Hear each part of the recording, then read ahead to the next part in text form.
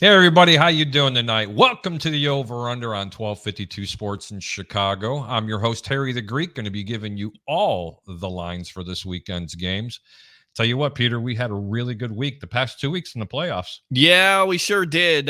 For Buccaneer fans down here locally, though, it wasn't that great, but you were exactly right. You said it best. The Rams would give them everything they could handle. On top of it, Tristan Wirfs an hour before the game being inactive. And boy, oh boy, we may have some breaking news tonight coming from Jason La Canfora. We're going to get to it in just a second, but what? Let's talk about some more important things because it is a gambling show. It is a gambling show. You're exactly right. I had the NFC Championship being the 49ers and the Rams. Yep. Before the playoffs started. You did. I did not have the Cincinnati Bengals. Mm-hmm. Peter, we got some special guests tonight. We do got some special guests tonight. We're going to have a lot of things to talk about, too. A lot of things. We're going to talk a little baseball. We're going to talk about the two games between the NFC and the AFC championship games and who's going to go and possibly who's going to win the Super Bowl. Mm-hmm. Our reach is all over the country right now. We're really big in the Tampa market as well as up in the Chicago market. But according to Jason La Canfora, can you believe it? It looks like I'm trying to find the story, but it looks like Tom Brady's ready to announce his retirement. And there's been a lot of talk about it this week. You hear him talk in the Let's Go podcast about family, Giselle being there for his kids, how she gets upset when she sees him getting hit. So it seems to make sense. And, the Bucs this week, BA talking about the contingency plans, whether it's going to be Kyle Trask, Blaine Gabbert, who is on their roster right now, or big game quarterback hunting. As crazy as it sounds, Aaron Rodgers, possibly Russell Wilson or somebody else. Yep. Who knows right now? But if Tom Brady retires from the Tampa Bay Buccaneers, good job. Thank you very much for what he provided for that Bucs team. I think it's disappointing to see him not go out with the Super Bowl, but at the end of the day, it is what it is. He is 44 years old, and we'll see how this transpires. But some breaking news tonight from Jason La Canfora of CBS Sports. Yep, tell me about it.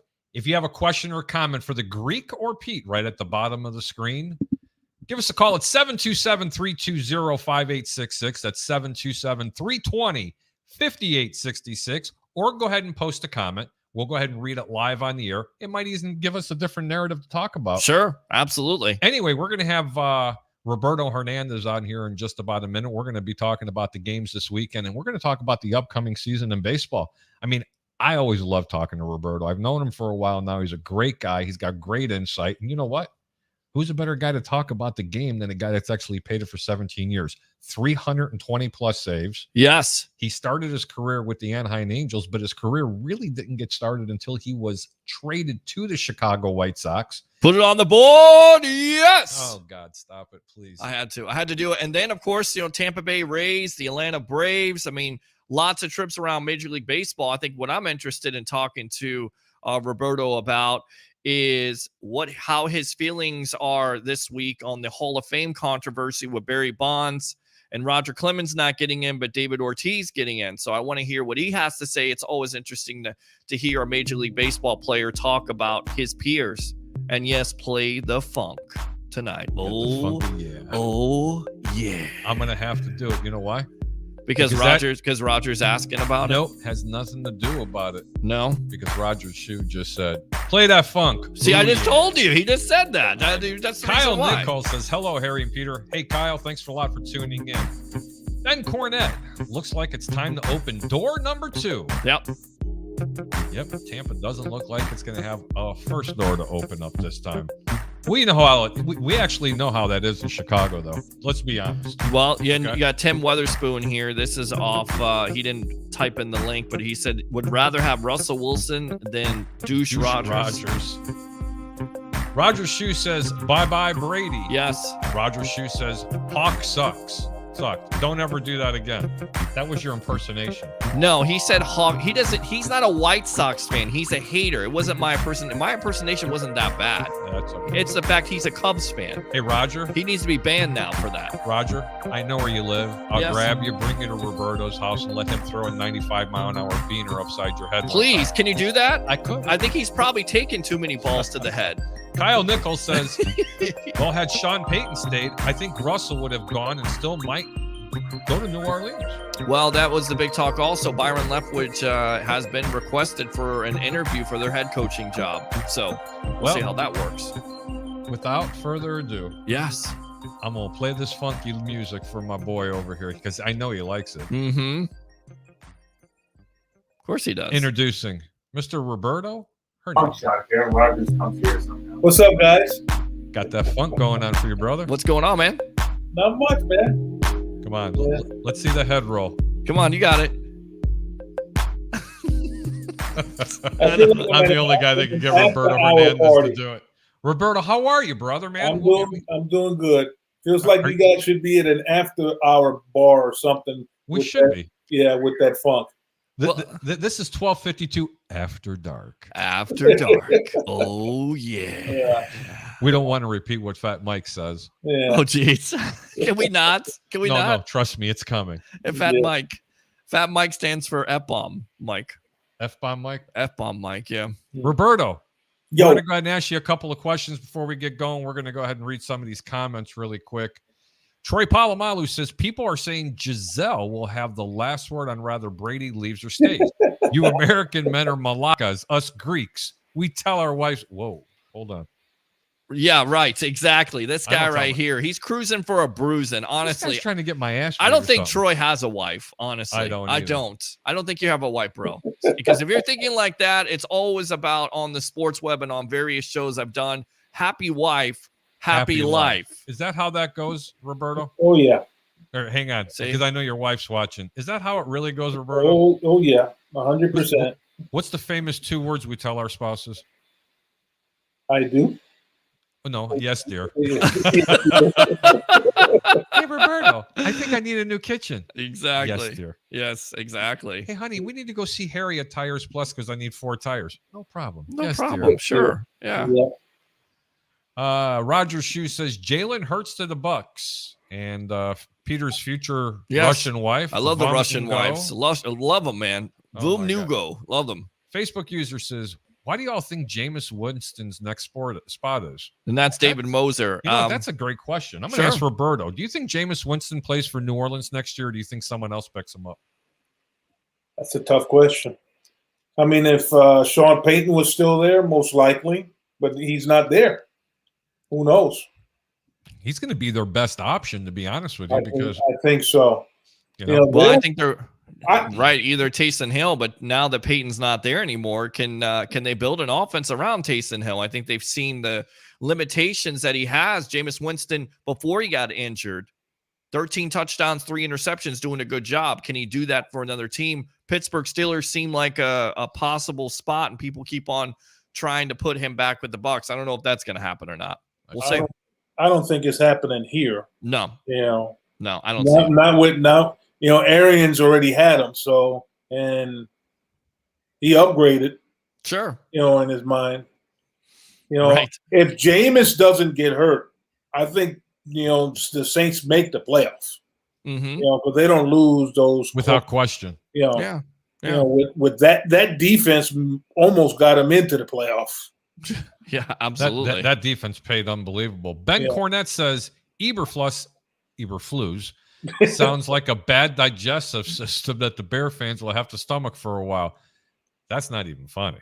No, it's not. Tony Williams says the Great Harry and Pete Show. Gotta love it. Hi, guys. Bear down, boys. Thanks, Tony. Thanks for tuning in. We got something here from Roger Shue. You just sent this in. Read that on air. Can you believe that? Roger Shue says 100 years ago today, the Decatur Staleys became the Chicago Bears. My friend's son, who was 13 years old, loves Chicago history. He's not a sports fan like me, but his father, who's a sports nut, asked me to post this photo, and they found the internet. I said, absolutely. Vanished Chicagoland. Who is that?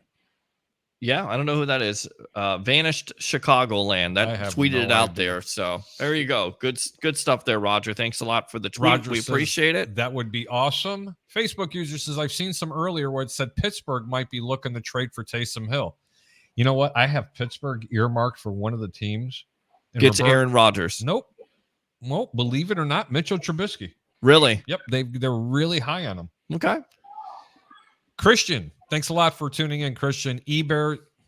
Oh, I understand. E-Bears lose. Say it quickly. Funny. Yeah. Kyle Nicole. They need to promote Dennis Allen, the head coach, and work from there. And Jameis ain't coming back because BA said he will be back next year. And now they might not have an offensive coordinator or a defensive coordinator soon, but we will see. You know what? I'm going to go ahead and touch on that really quick. And Let's do it. If they lose both Byron Leftwich and Todd Bowles, mm-hmm. I think Roberto has to agree with me. BA is gone, isn't he? I believe so. Wow. So. It's hard to replace guys like that. It's not easy.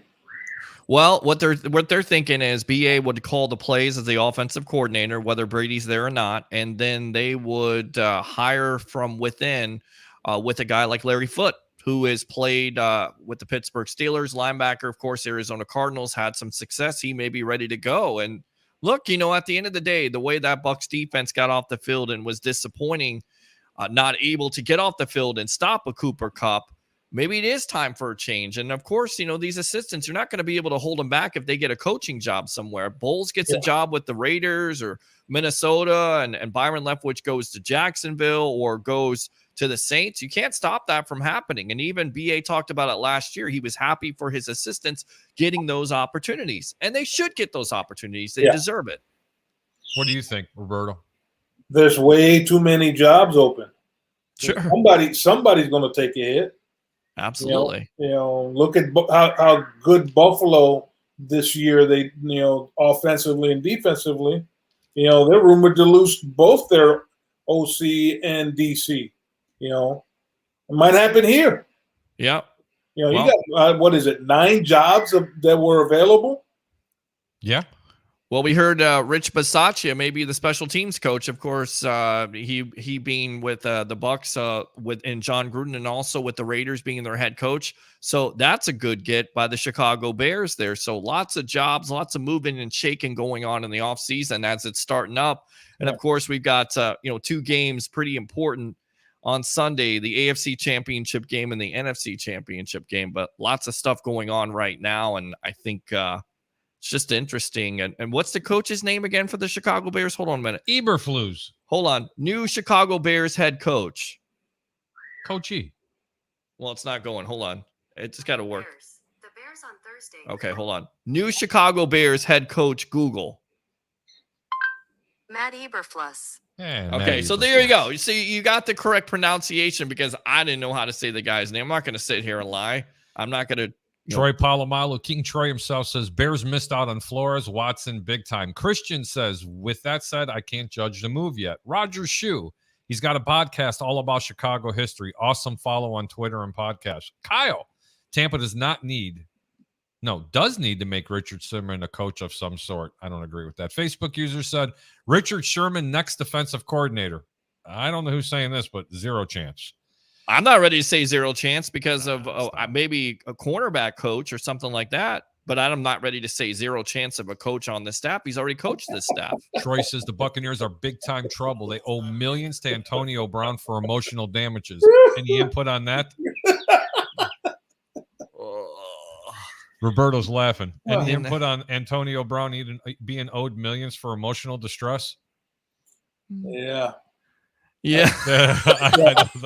He said the best. Yeah. Roberto, what did you think of that display? I mean, you're an athlete. Have you ever seen that in your time of playing baseball or any sport? It's completely embarrassing, right?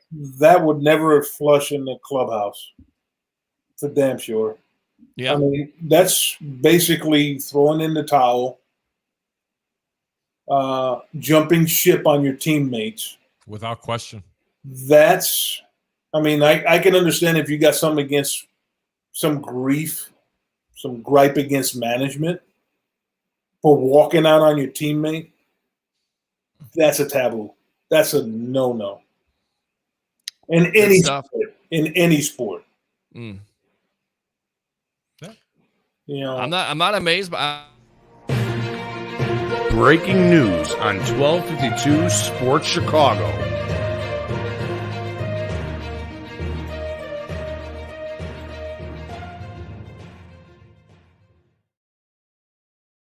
News sign. That was That's pretty cool. Yeah. And the breaking news of the night, in case you missed it, we were coming in. We got Roberto Hernandez, who's played for various teams, the Tampa Bay Rays locally, Chicago White Sox, the good guys, in his opinion. Great closer here. According to Jason La Canfora, Tom Brady is ready and possibly could be making this announcement in a couple days to retire from the National Football League. Wow. Roberto, before I even get to another guest to bring him in here, is it time or no? Honestly. For him, yeah. Only time knows, man. I was fortunate enough to play when I was up to 43.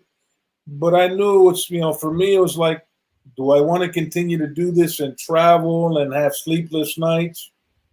It was time for me. I could have played one more year, maybe two.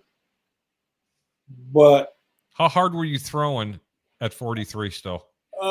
Between 93 and 95, some occasionally 96. But wow. When you broke into the league? But the biggest thing was my arm felt great. The rest of my body felt like crap. Oh yeah.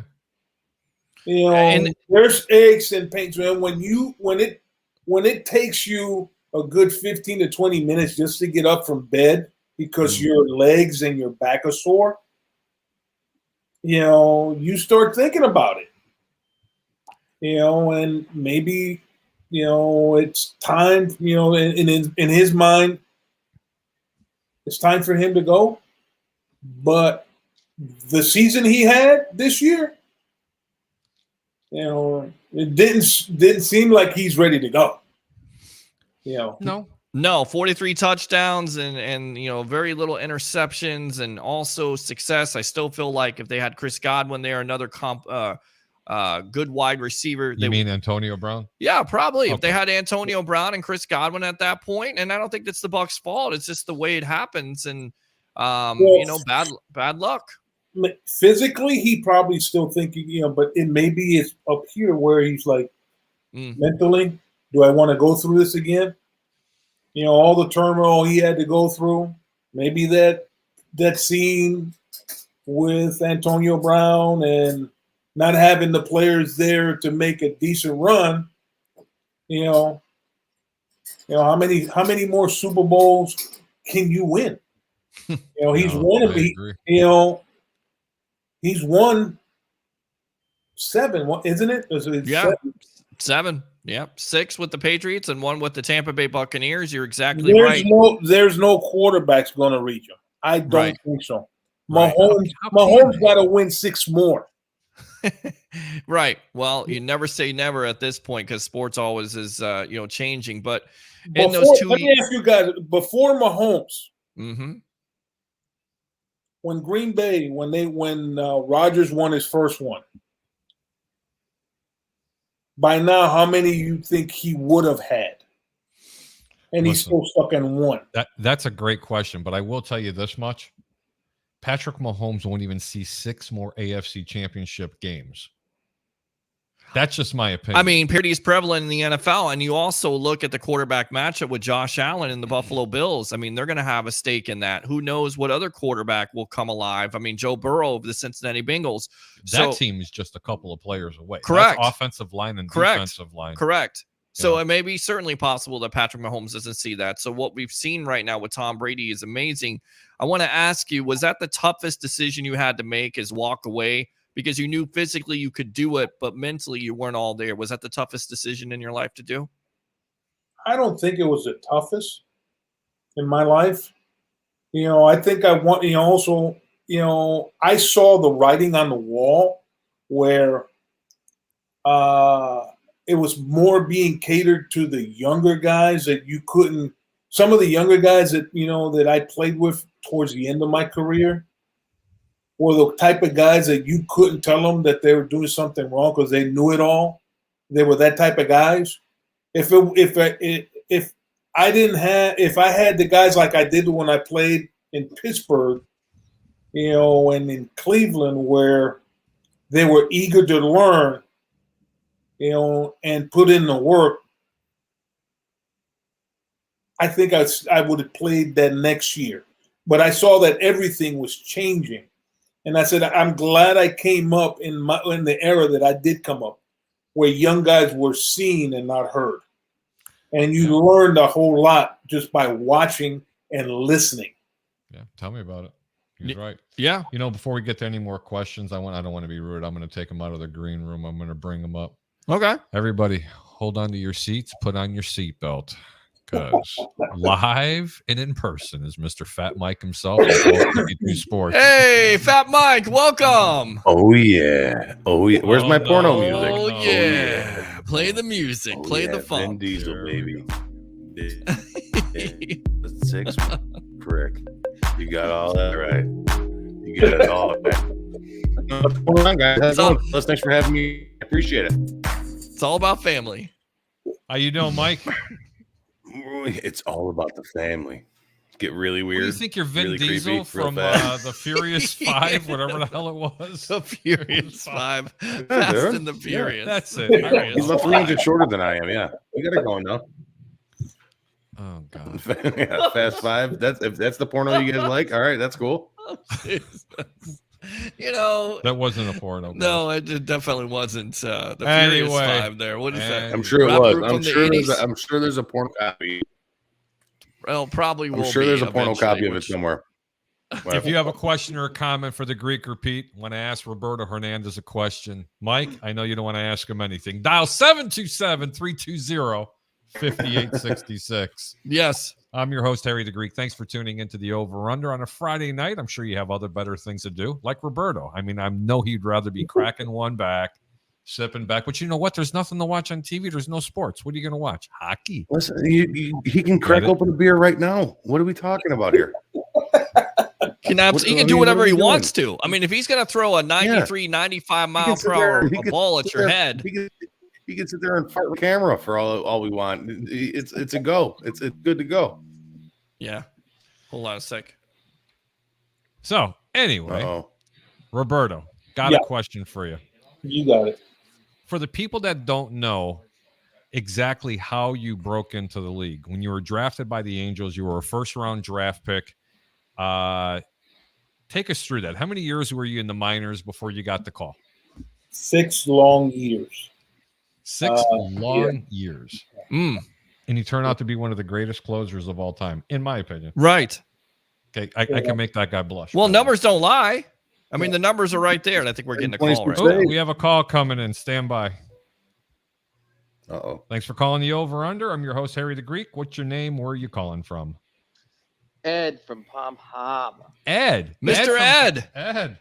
Mr. Ed from the 60s? Yes. Call him Mr. Ed. Mr. Ed.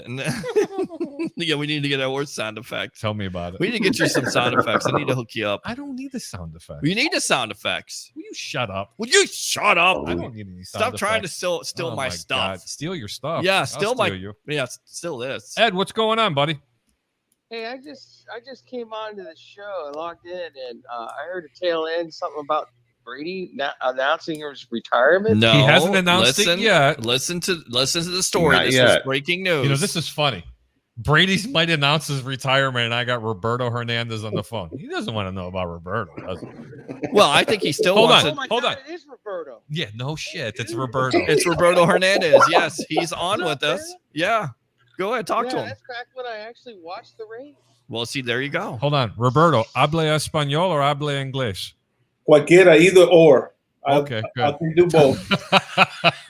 That's just for you. That's just for you, Ed. You guys are great, man. You got Roberto Hernandez, one of the greatest race players ever. Whoa. Tell him Hold on. about it. Thank Right. you. Hold on. He says Rays. You heard that? Not the White Sox, even though he did make his hay with the White Sox. Hold on. He had 167 saves with the White Sox. How many 100 saves did he have with the Rays? About 60 less.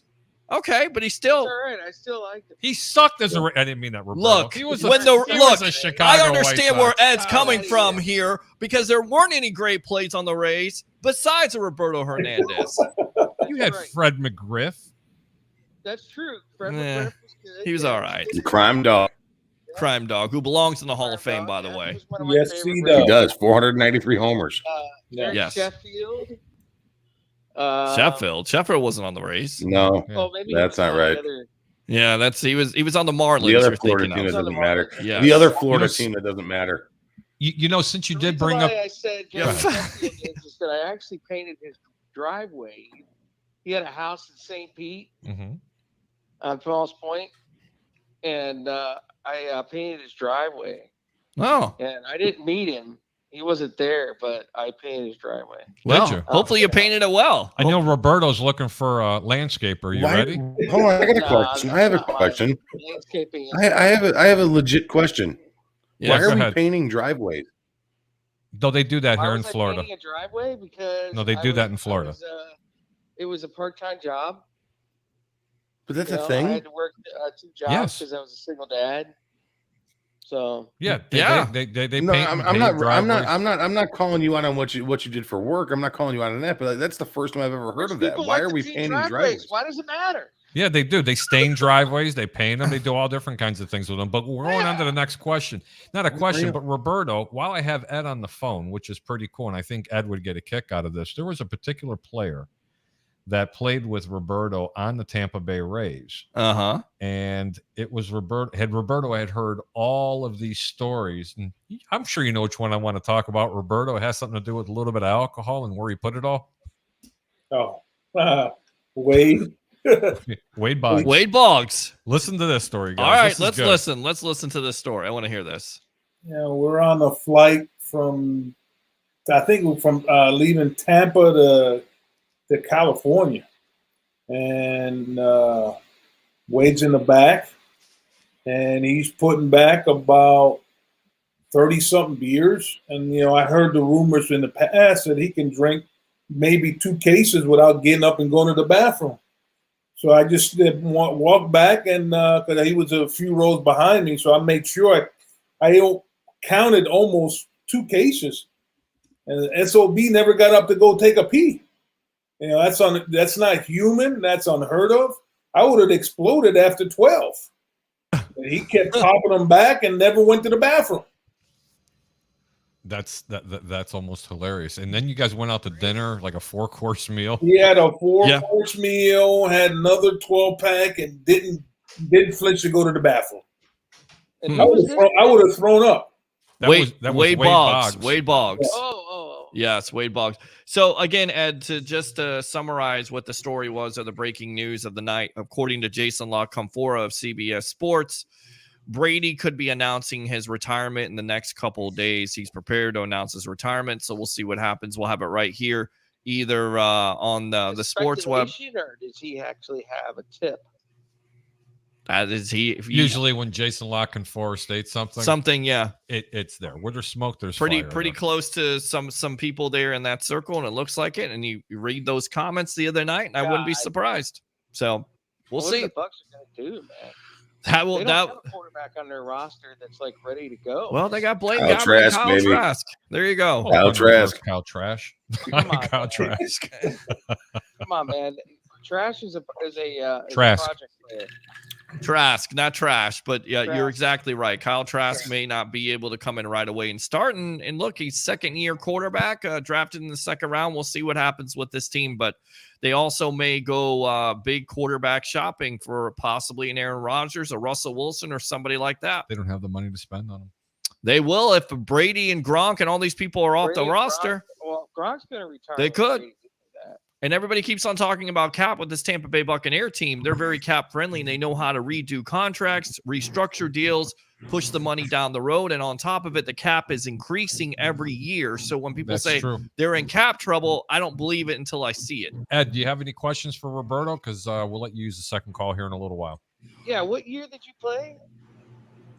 With who? I remember you being on the team for a short time, but I can't remember what year it was.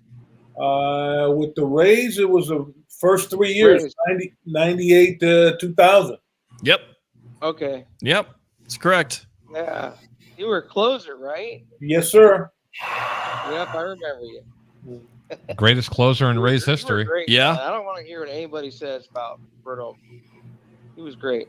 Thank you. It was good meeting you guys. And you painted his driveway, Ed. So there you go. You did a good job, my he friend. Didn't paint Roberto's I seriously didn't know that was a thing. Who do you paint? Who's Sheffield? Okay, my bad. Sheffield, down in St. Pete. Okay. I really didn't know that was a thing. Never live on Pinellas Point. Roberto's, hold on, guys. Look, I don't know. You mean you're updating the information here? Time out to you. All right, you take a timeout. Go in the corner over there. I mean, what are you guys doing painting driveways? This is the very first time we're talking about driveways. Like you want to play some funk music? Do something. I feel like we're watching paint dry after talking about painting driveways. Like I said, I wasn't shitting on the caller. I just didn't know that was a fucking thing. Like I've never heard of that before in my entire life. You're filthy rich. Who cares? Yeah, but that's the wrong neighborhood. Listen, buddy, I'm not shitting on you. I'm not shitting on you, pal. I don't care what you do for a living. You could tug dicks for all I care. I don't care. Stop, Mike. All right, I don't care what you do. I didn't know that painting driveways was a fucking thing. Yeah. All right. That's all I'm saying. This is fucking new news to me. This is Hey Ed, we love you, brother. We'll talk to you later. See you, buddy. All right, later. Yeah, later. Oh, Jesus. Fat Mike. That was good. That was great. In Arizona, people don't have lawns; they have rocks, and they paint the rocks green. Yeah, fucking these people, man. I tell you.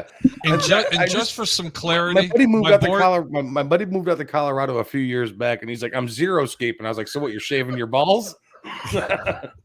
he's like, "No, People dude." that don't know this, He said,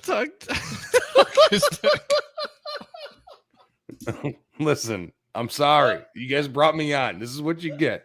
All right, this is what you get. It's me all the fucking time. I don't know what you guys want. All right, it's me. See this right here? Right there. I Fat seen Mike him do the Chicago. breaking All news the other fucking day when Chicago hired their coach. Mhm. I think about 3 sentences he got out. He mispronounced the guy's name like 3 times, which is funny. And then on top of it, Elmer's glue. he said the F word in that 3 times. And I was on the phone at my other job, and I was laughing. People thought I was having like a stroke or something because I was laughing so hard. I was nearly falling off the ground. I missed it. But anyway, I need a little bit of clarity. My boys never lived in the slums at Pinellas Point, okay? Well, yeah. I mean, like I said, I don't care. I don't Pinellas care Point's a very nice area, but it's not pricks. Roberto I area. don't care what he's doing. I don't care if he's tugging dicks, flipping pricks, whatever he does. As long as he's painting driveways, he's got money in his pocket, right? Vin Diesel, baby. Vin Diesel. We're going to go to some of the 5'6" comments with a really 2-foot quick brick. because this has really gone south quick. Troy Polamalu says the Buccaneers are in big trouble. They owe millions to Antonio Brown for emotional damages. Pig Dog Video 2001. Harry, Stafford is minus 210 to throw for more yards on Sunday than Jimmy G. Is Stafford free money? Yes. Okay. Without question. I agree. I mean, love over Big 300 Dog. yards, Big Dog's my 366 guy. yards versus the Bucks. But the problem with that is that you're going to have to lay 2-1 on your money. No, I'm not going to say it's free. I'm going to tell you one thing: the Greek ain't he's not laying 2-1 money on something like that. No proposition bet for you at all? No, there's a lot of proposition bets that I would be interested in. I'm not really prepared to give them out today because I really haven't looked. I'm still having a hard enough time to figure out. Look, what are you doing over there, tucking? Tucking. Yeah. Roberto and I are hanging out tucking. Are you out of your tree? Hang on, ready? Wait, fold it in half. Here I go. Look at this poor guy. Is there an adult in the room? You wish. Jesus. Well, you wish. Troy Polamalu says he's also leaving. Facebook user. If Leftwich and Bowles leave, then by the time Bruce Arian leaves, there'll be no good coaches left by then. Easy. Relax, everybody. Relax. Roger Shue says free Antonio Brown. The fucking From guy's what? freed. His Roger sanity Shue. He's or his freed. insanity? What is he talking about? Hey, Free guys. what? Yes, he's time. freed. He's freed. He's on his fucking own. He's living in the One life, at a time. waiting for a team to call him. Christian says, wake me up when it's not Jason LaConfora making the report. Hey, he might have a point. Well, I guess. Roger Shue says, bye, Brady. Creamsicle days are back. You know what? I really hate you, They should Roger. go I back just want to those tell you that. jerseys.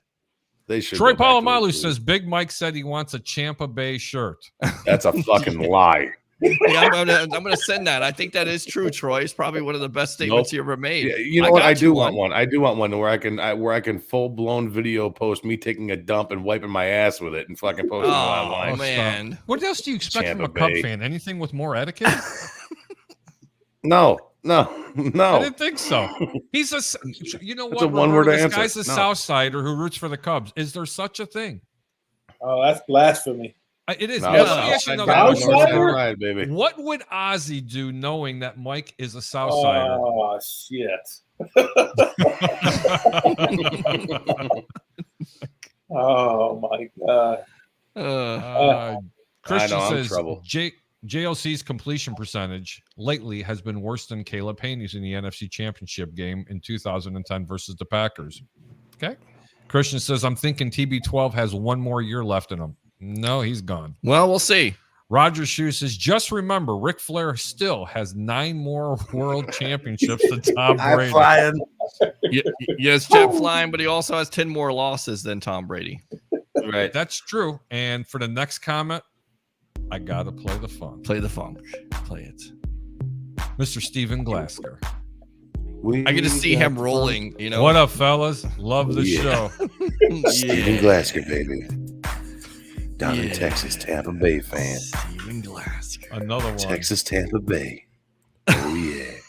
Steven, go ahead and call into the show if you'd like. Actually, I'm going to send you the link to the show. You guys are just horrible, man. I just don't Texas, Tampa understand Bay, this. Steven I Glasker. bring on a special guest, and it just goes right. It's in the not gutter. Glasker. It's Steven Glasker. It's not me. I didn't do it. I'm just laughing about it. That's all. Okay, but you just like went in the gutter. I Stop tucking it. Listen, Stop tucking yeah, yeah. Unfold it, pal. Roberto, do you believe this? Roger Shue says, Roberto, you went to the wrong side of town. Go Cubs, go. What's your response to that, Roger sir? Shue, that's what's up, baby. Well, No what's up. chance, my friend. Day games. No chance. So Way too many day games.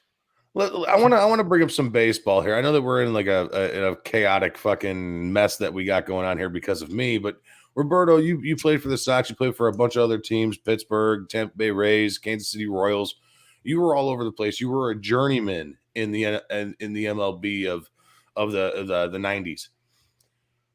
What was your favorite team to play for? What organization treated you the best? Who were the best guys that you had to play for? Guys or organization? Organization. Who was the best organization that you played for? I have to say Chicago. You know, they're right there.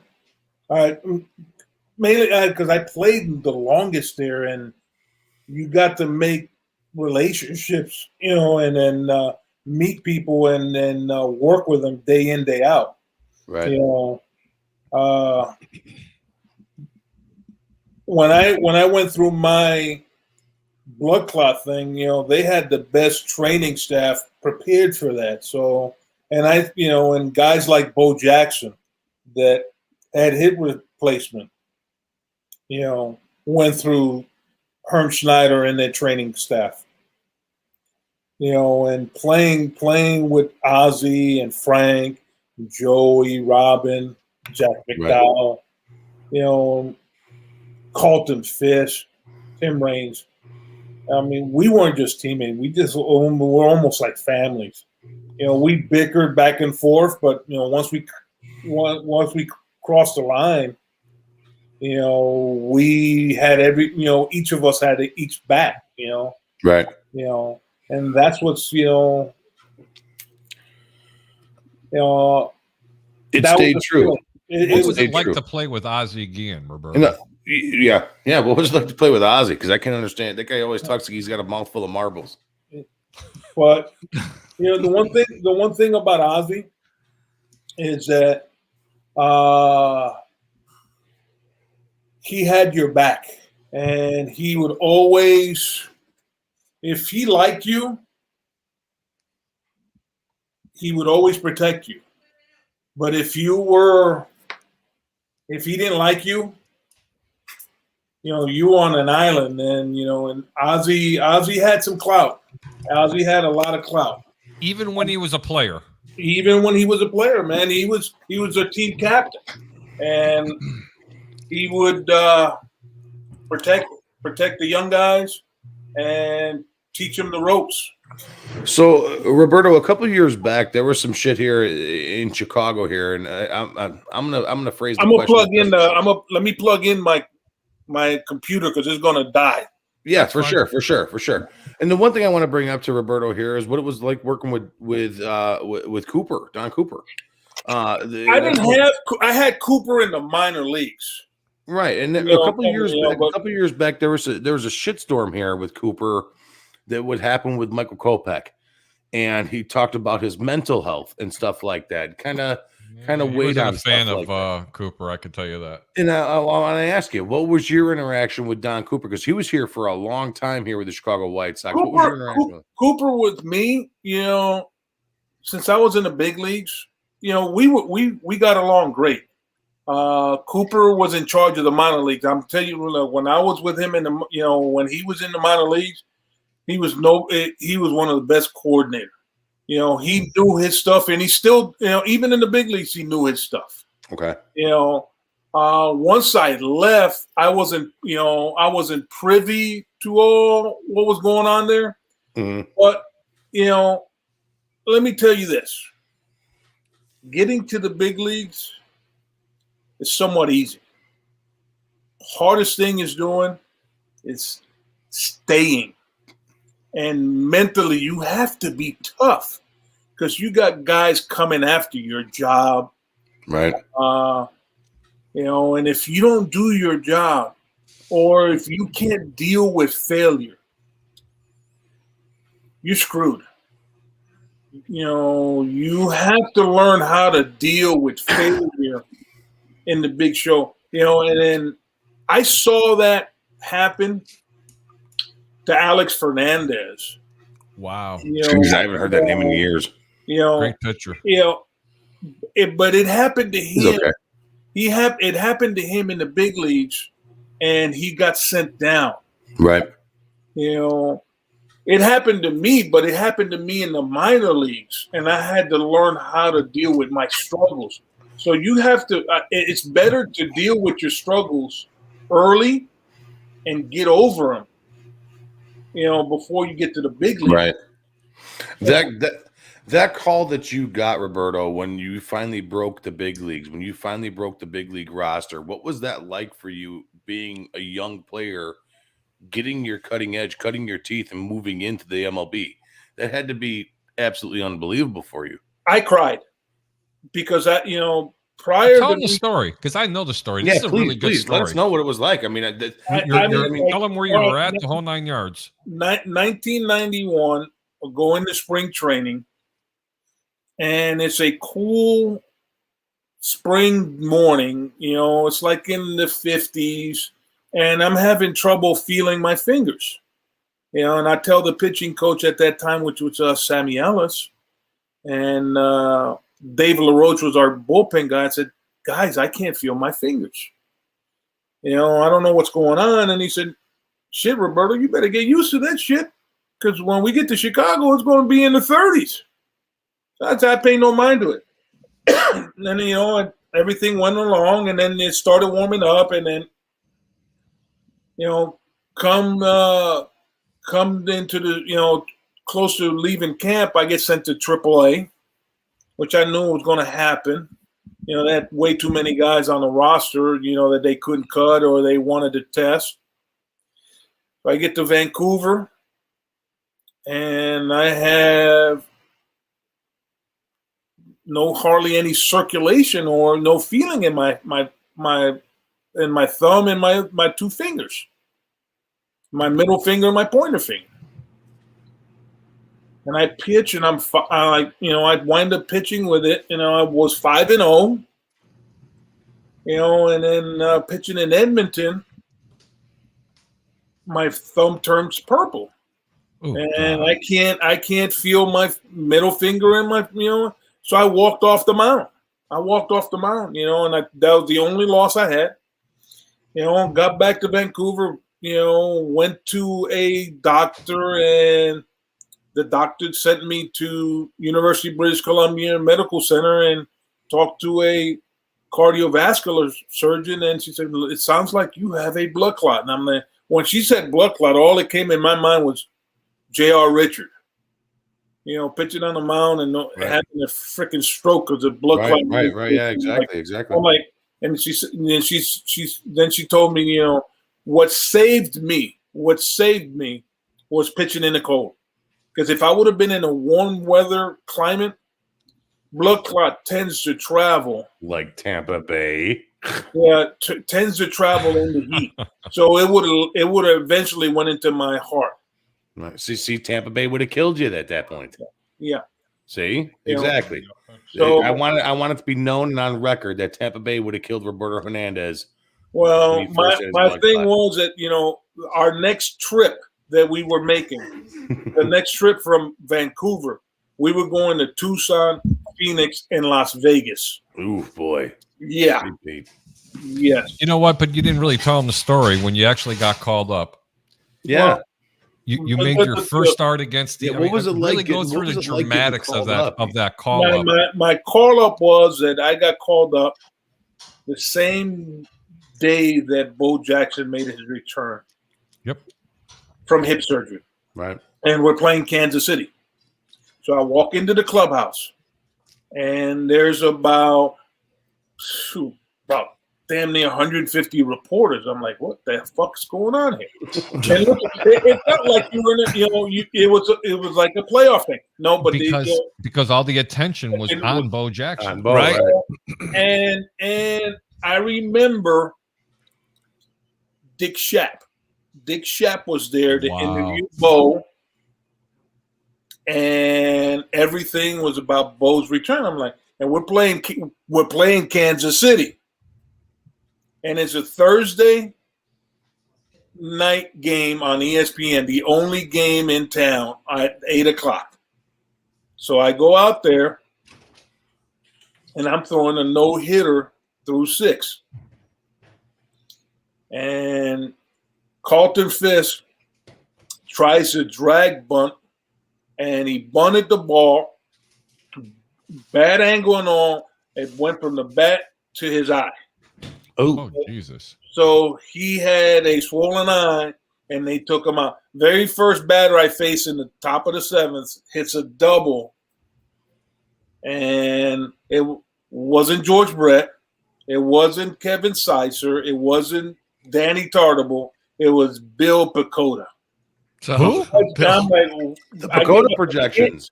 I'm like, all right, I give up a base hit to Bill Pecota for my first, you know. It wasn't a base hit. It was an extra base hit. It's an extra base hit. There you go.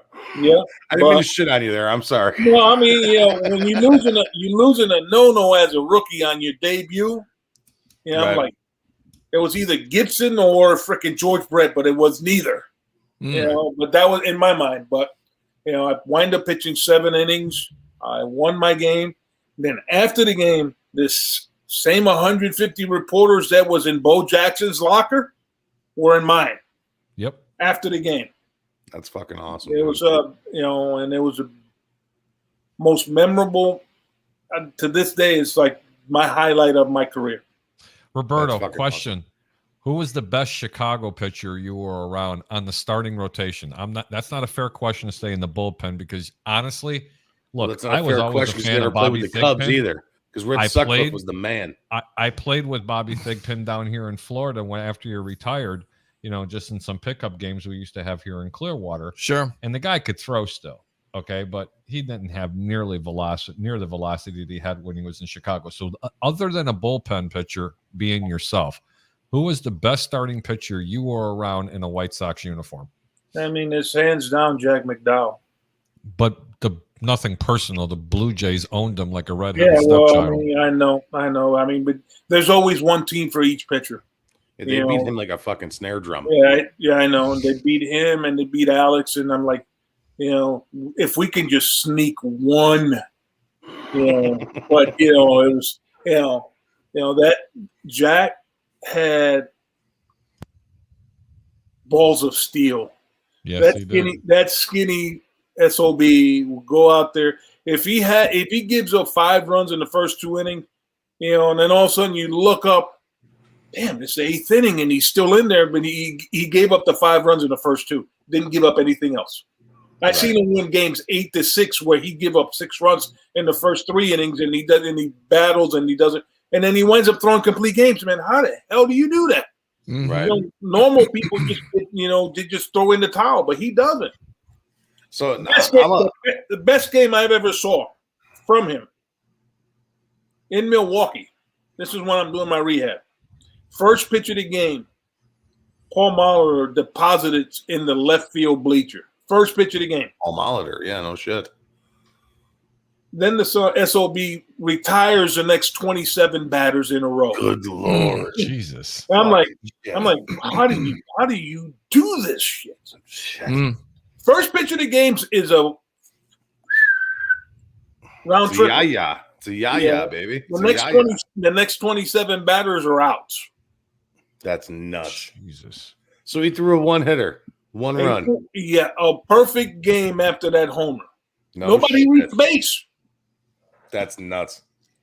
It is nuts. Is that the pitcher that you learned the most from in Major League Baseball, in your opinion, or is it somebody else? I learned from a whole bunch of them, man. Yeah. You'd pick and choose from, Charlie Huff would always talk to me. Here's a knuckleballer talking to me and telling He me. was also what I the need guy to that stood there had a fucking file in his back pocket and Vaseline on the brim of his cap. do. I think you're referring to Wilbur Wood. From Bobby Thigpen, he helped me out a lot. Scott Radinsky, Rad man. you know. You know what? He was a really underrated player. Redemption. I learned a lot, man. I learned a lot, and then the thing about what made me humble and what I understood that every day you have to learn something new when you go to the ballpark. Right. Because if you don't learn something new, it becomes stale, and then you take everything for granted. It's basically like right now, everybody's worried that Tom's going to retire. But I guarantee you, every time he went to the facilities, he was picking up something new. When you think you know everything, it's time to go. It's time to retire. What was the most important thing that you learned in Major League Baseball from those pitchers and those players that you played with? Believe in yourself. Okay. And use what God gave you. If Charlie Huff told me and Carlton Fisk said, use it or you're going to lose it. And me being wet behind the ear, and what the hell are you talking about? You got a good fastball. It's not that you only threw hard. I mean, look, I love the game of baseball. You know that. You and I could sit down and talk for hours about baseball. As a matter of fact, that's what we do.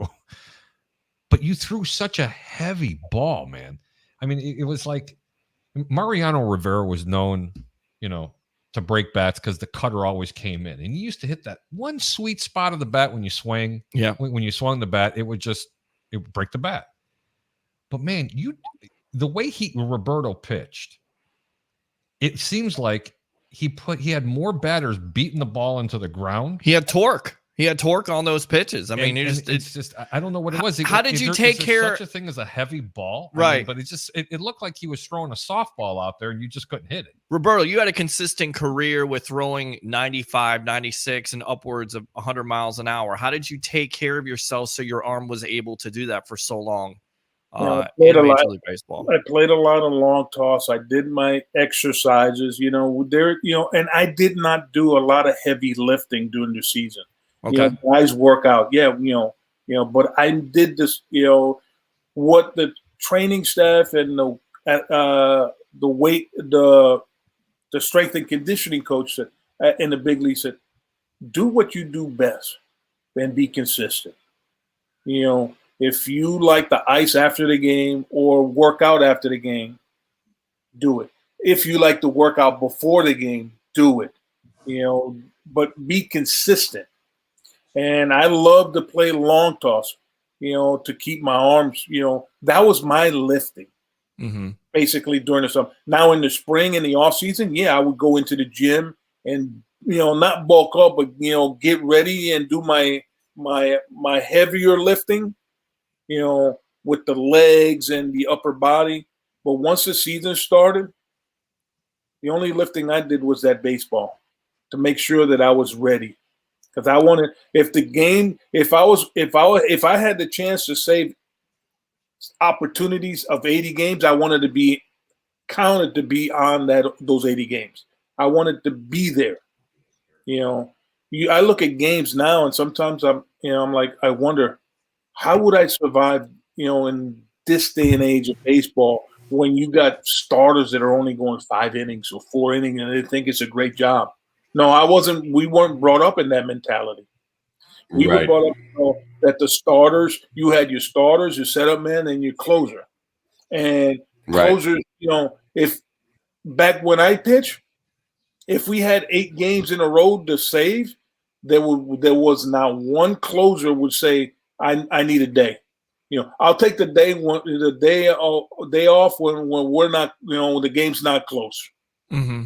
Well, I mean, you were right in the heart of that, the heart of the before baseball changed too. Before it went, where you need your starting pitcher to only get you 4.5, 5 innings. You were right smack dab in the middle of that before it all changed to now. I mean, you ended your career in 2006, 2007, and you were there. You're number 19 on all-time saves leader, which is fucking amazing. It's no bullshit. So you've seen all those guys. You were there from 92, 91, 92 to 2007. You had an illustrious career in the big leagues. The one thing I want to ask you is this. I gotta figure out how to word it here. How hard was it? Hang on, Mike. If you think about it, he spent 17 years in the big leagues. Right. He spent 6 years in the minors. Just right. Put that. Just no, I get it in the perspective. I get it. I mean, the guys that are, there's nothing but Hall of Fame talent ahead of you. I mean, you're right there. I mean, you are right there for the Hall of Fame. And that's going to allude to this next question. Before Mariano Rivera and before you guys like K-Rod, who's eligible this upcoming year, ballot for the Hall of Fame, when you retired, you were right there. You were in the top guys for saves. But see, I'm realistic. I was blessed to pitch for 23 years. I never won the Roll Age awards for relievers. Came close. But Roberto, you have 8 seasons. I know. 8 seasons of 25 or more saves, which is fucking mind blowing. You look at when I retired, there were guys like Big Brother Lee Smith. Yeah. 478 saves. Chicago Cub, baby. Woo! But not in the Hall of Fame during that time. Yeah, which is a goddamn shame. Yeah, exactly. Then you got John Franco, who's got over 400 some saves. Right. Not in the Hall of Fame. I'm at 326. I'm like, those guys can't get in. I can't get in. Right. But I was being real, and for me, you're being real about it. I get it 100%. Yeah. And for me, Lee Smith should have been a slam dunk a long time ago. Then why not you? His numbers are way better than what I the numbers right there. If I had his number, slam dunk, but I didn't, and I don't. Mhm. I'm at peace with that. You know? I got one other guest I want to go ahead and bring into the show. Roberto, you never met him. He's a very good friend of mine. He hails from the Dallas region. Listen to this, okay? He's Dallas. He lives in Dallas. Steven Glasgow, baby. Hold on. He lives in Dallas. Cue the porno. He likes the funk. It's not. He's a Steven Tampa Bay Glasgow. Buccaneer fan from Dallas. I feel like you're doing a dating show at this point, and Mike is in the background. And you know what he does also? He likes long walks on the beach. He likes long walks on the beach. He loves Netflix and chill. He blows Glasgow. Steven Glasgow. What's up, Steven? What's going on? Say hello to Roberto Hernandez. How you doing today, buddy? He's got a Grogu. He's got a Grogu in his background stop. in a Tampa Bay Stop, Down Mike. jersey. The music's Because off, he's Mike. Steven Glasgow. Oh yeah. Somebody needs to take Mike away. On his wall. Oh, okay. Here we go. Hey, Mike, Steven, how are you, Mike, buddy? Thanks for coming on. I'm great. I'm just wondering, Mike, how much per minute will that cost me over the phone? Seriously, you call me right now. You're gonna get a picture of me with one sock on it. It's not gonna be on my foot. And I'm gonna be thinking about you, big boy. See, I told you about this. You played this music, and this is what you opened up. You opened up Pandora's box. Oh yeah. Hey, Steven Glasgow. Yeah. I'm Fat Mike. I got beat ups, baby. I'm wearing one sock and one sock only, and it's oh yeah. He's talking. Roberto, Oh, yeah. did you ever think it would turn into this? I'm surprised he stayed on this long with me being on the show, to be honest with you. I'm surprised he's like, this guy's a fucking idiot. I gotta go. I'm having a good time though.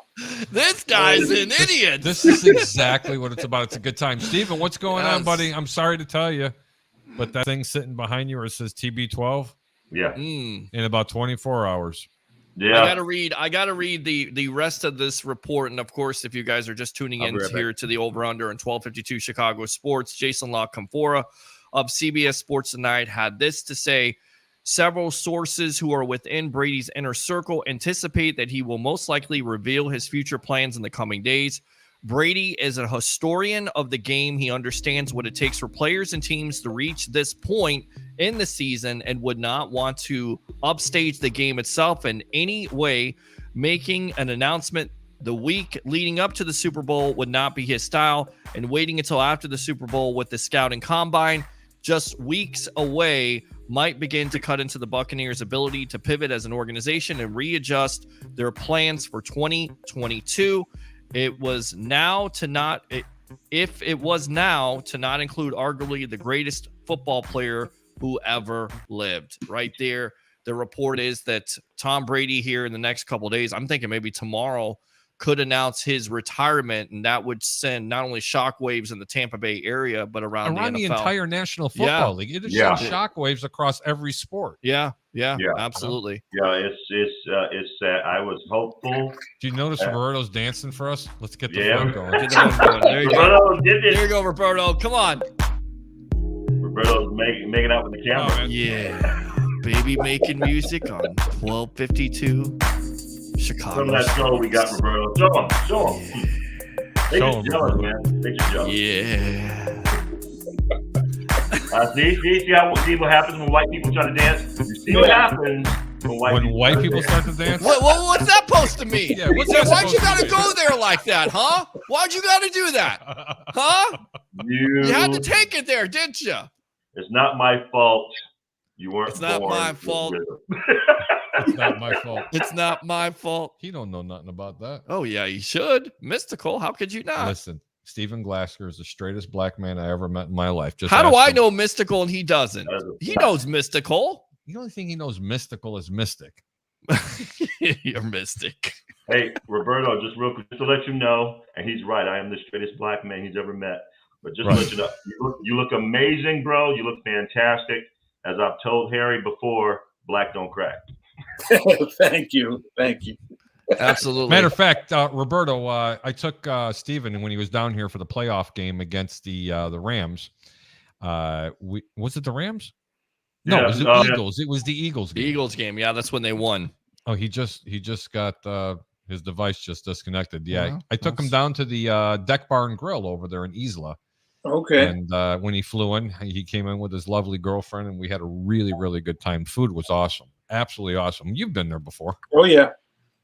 All right, Sorry about Roberto, that, I got to ask you, there's controversy this week with the Hall of Fame. David God Ortiz damn it, gets Peter! in. You stole my fucking question. Hey, you know I was going to do it. Barry Bonds and Roger Hold Clemens. on. Before you ask him that question, Yes. does Mike talk like a typical reporter from Chicago, Roberto? Honestly.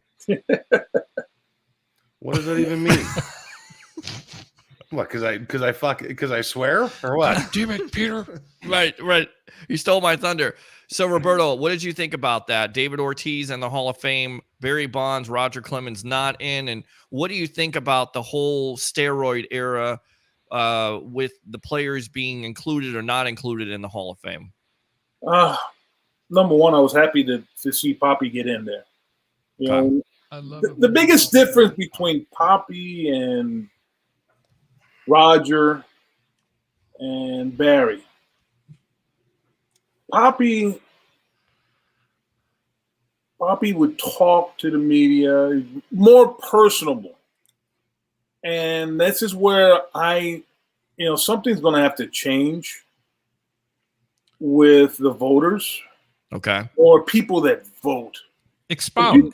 I want people to know what you mean by that. You got writers that hold grudges or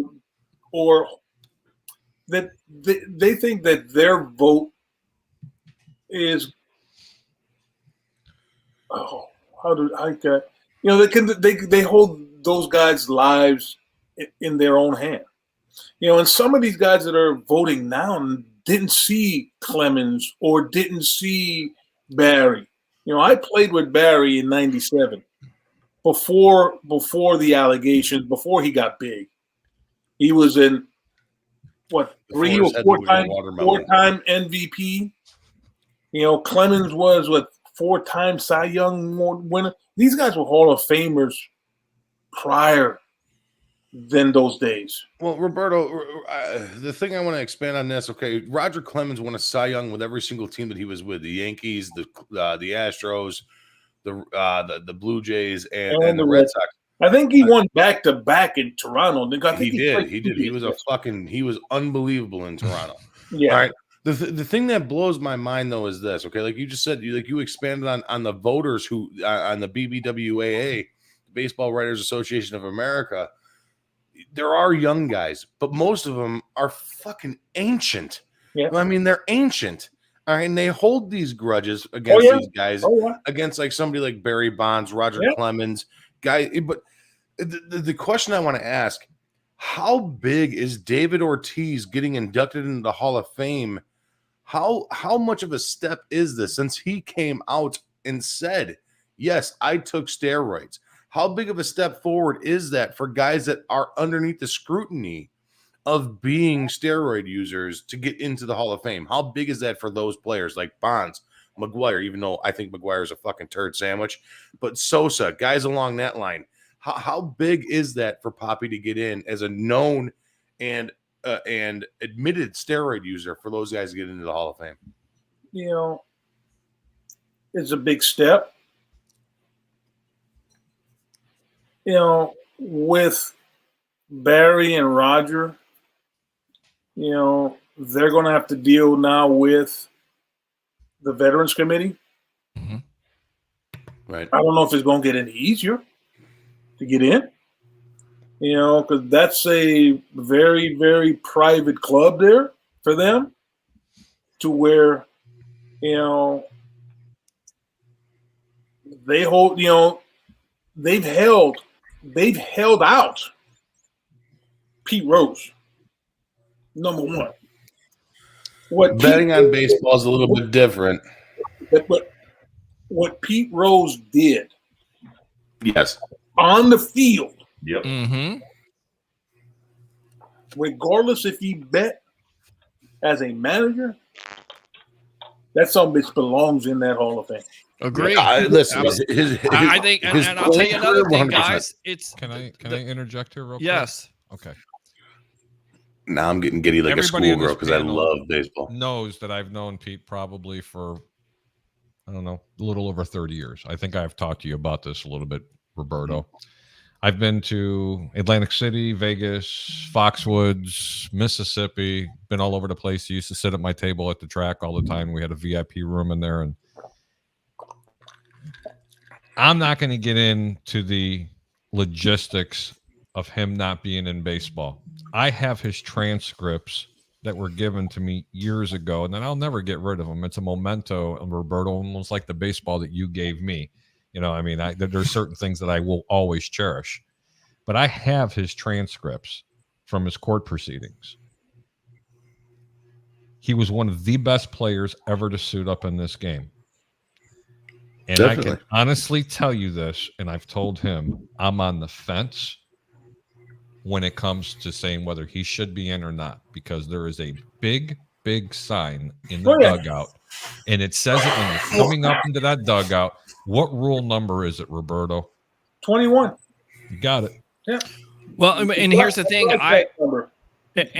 I think what the players did with steroids is actually worse than what Pete Rose did, because the lifeblood of the game, I don't know Roberto, about that. you can speak to this, is the numbers. And when you're corrupting the numbers and you're taking PEDs.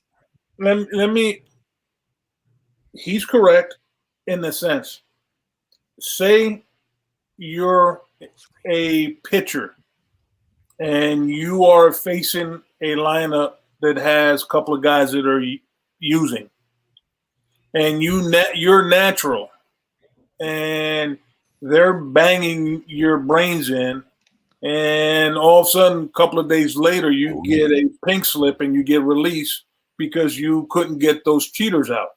They have an unfair advantage on your ass. And we knew, we had suspicion of guys that were doing it. You know, hold on. Did you go after him though, Roberto? Seriously, if it was a ninth, if they called you in, did you go after and hit them, knowing that they were cheating? Honestly, if during that time we didn't know for sure, but we had ideas or guess. All this started was a while back ago when they wanted to do the testing, and it was supposed to be anonymous. And a lot of us were hoping that we passed whatever threshold was. You know, I don't know if it was 6% or 8%. If 8% of the players showed some sign of, of steroid, it'll be across the board steroid. The guys that were not using were all happy because, we'll try to, end this stuff, but it was covered up. All this stuff was covered up after the baseball strike.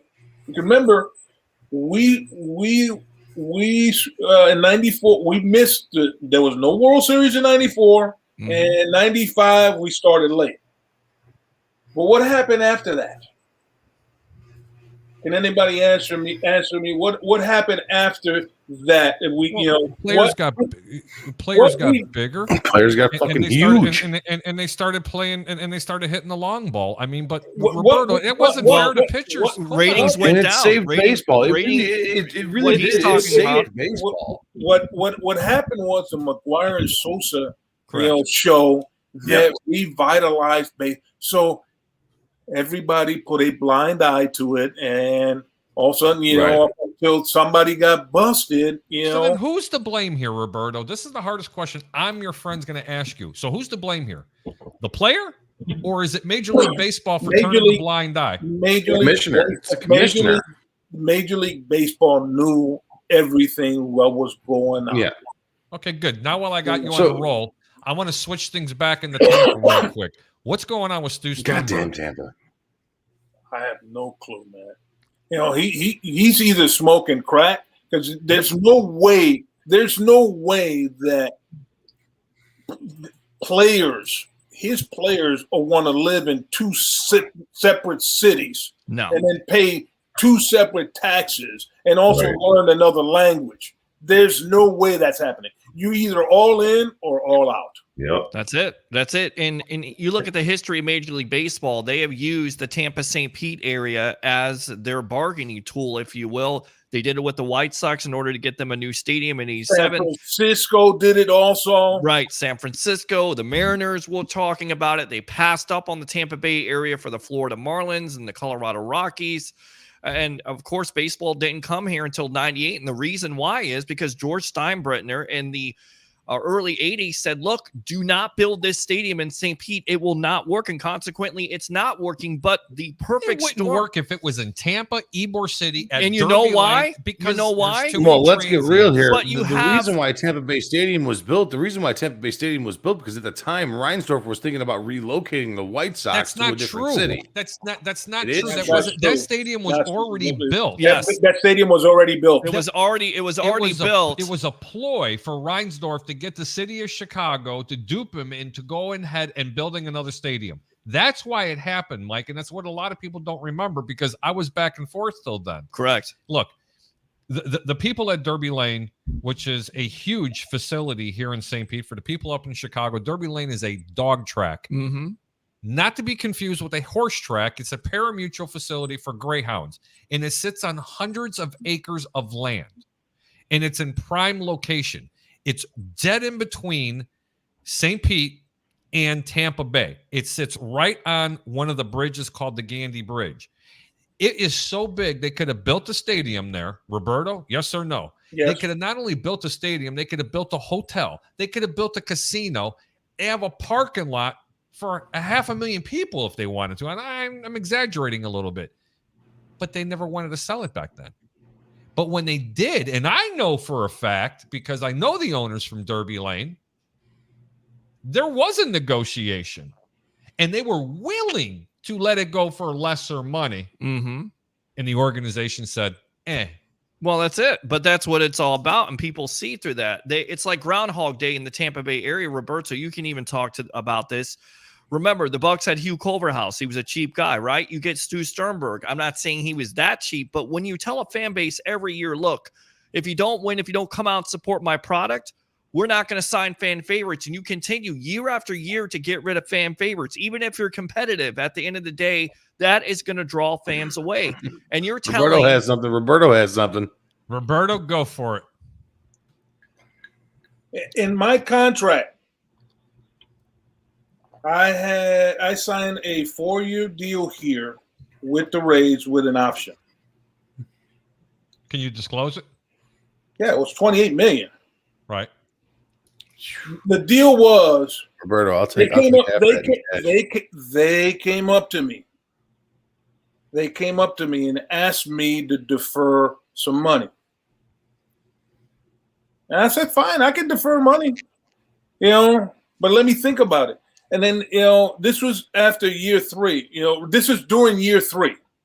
Wow. It said, if you defer some money, it'd be easier for us to keep you here. As soon as I said yes, they traded my fucking ass as fucking Kansas City. Wow. They did. Unreal. Not only they did that to me, they did that shit to Davey Martinez too. Yep. They Wow. did not. Yep. Yes. That's how they work. That's how that organization Wow. works. He knows it. I would not trust this organization with, they're doing the same thing what the White Sox and the Giants did, but now, who in their right mind is going to put a freaking sign in front of the Trop During the playoffs. that they're going to be splitting their season in Montreal and here? Right. You're basically Are you- trying to. I drive, like You believe this, Mike? I'm driving on the 275, going up north, and I'm seeing that sign. I'm like, are they thinking about doing it? I am sorry for Montreal. Montreal deserves a major league team. Mhm. That is one fun city, and they support, they supported baseball. Unfortunately for Montreal and Toronto, what freaking screwed them big time was the '94 strike. Correct. Right. You're exactly Big right, because you had time. Larry. Well, you had especially Larry- another reason too, not to get off topic, and I'm sorry to cut you off, Peter, but at that specific moment in 94, 95, when the strike happened to baseball, unfortunately, the Toronto Maple Leafs and the Montreal Canadiens were actually pretty damn good hockey teams. So any aspect that you had in that realm of trying to commit fans towards a different sport where Yeah. hockey is Good point. predominant. Let's Yeah. get real here. But still, right, baseball hockey is was a definitely bigger predominant. sport in there than hockey was. I mean, It's not. just- No, Harry, it's not. It's No. not. During Well, that time with the Toronto Blue Jays? Are you kidding No. me? Well, They're It's Toronto, fresh you had Joe It's Carter, not. you had It's Paul not, Harry. It's Molitor not. at that Hey, time. in Toronto, It's when- Maple Leafs or die. in Toronto, when in 91, 92, 93, you couldn't get a fucking ticket to get into the Sky Dome. Nope. You're damn right. Yep. Hmm. I'm letting That's you how know- popular it was, Hey. Mike. I when in '93 when the White Sox played Toronto, there were 55 to almost 56,000 people screaming freaking Canadians in the Sky Dome, and I was not scared one bit. Because you know why?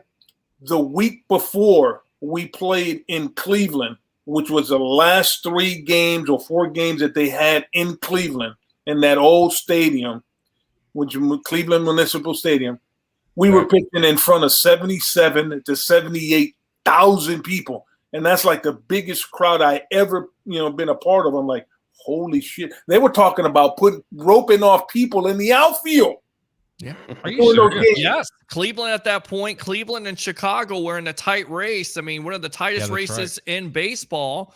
And you're talking about Montreal, the greatness of Larry Walker at that point. I believe Pedro Martinez was coming up. They had the best team in baseball. So you got the screws put to you a couple of different times, because I like to tell the story as well. And again, I'm not trying to diss on my White Sox because it's my favorite baseball team and everybody knows that. But there was something called the white flag trade. Yeah. And I'd like for the people that are out there that don't know anything about it, tell them how that went down. We're playing, I think it's Detroit at home. We playing it's a day game. It's a getaway game. And I come in, as a save. So I'm like running in, and all of a sudden, I stop and just started walking in a little bit just to look around. And I'm, I had a funny feeling this is going to be my last game in this uniform. Because, we were talking about an extension, or, we're talking about, my agent, we're talking about maybe, they want to sign you for 3 years for like $10 million. I said, if you don't sign it, I'll kill you. You forge my signature. Game's over. We'll get the save. We get on a plane to go to Anaheim. We fly in. It's a get in way early, and I wake up. We go to bed and then wake up. I'm like, I should be still in bed, but I'm walking around the lobby around 7:00. I said, it's something doesn't feel good. I'm walking around, grab some breakfast, go back upstairs, try to get some sleep, can't sleep, go back downstairs, and all of a sudden I see Terry Bedington, walk up to me and say, and he's laughing. I say, you need to come upstairs because you just been traded. He's laughing when telling me I just been traded. So they made Wilson Alvarez, myself, and Danny Darwin get on a plane to go to Anaheim. To turn around, they'd had to limo us to San Diego to catch a red eye in San Diego to Cincinnati. We're going to meet the team in Cincinnati. And that's how I got traded in Chicago. So you've been around a lot of different teams, yeah. Obviously, with your career and stuff like that, going across a shit ton of different teams. What is that feeling like? You were It's like, an empty feeling. It's an empty feeling. what is that feeling like when you get traded? It's like it has to be like, what the fuck? Now I got to uproot my entire life. Yeah, exactly. Well, especially, and I'd like to answer that a little bit You know, for him. I mean, you how know, would it the- feel if you had to uproot your family or you're leaving your family behind? He's got a I don't beautiful know. I wife. trade He my has wife in his for two children. 18-year-olds right now. I mean, You know, the thing was that the rumors that were going around during that time is I was going to be traded to Seattle. Which would have been fucking awesome. The thing was that they didn't trade me to Seattle because the White Sox still had to play 2 series against Seattle. Mm-hmm. They didn't Makes want my sense. ass to be coming back to Chicago in Comiskey, you know. Just shut some and doors down, baby. That's what you were not good at. only that, they didn't want 326 doors closed. they didn't want the media to have access to us. You know, you think that was bad? Let me tell you a worse story. love it. We're playing Chicago. And, you know, What team are you on? What team are you on at this point? I'm with Chicago with the White Sox. Okay. I think this is 93. It is 93. Carlton Fisk is about ready to break the record for most games caught. And he breaks the game on a Saturday. So, he catches Saturday game.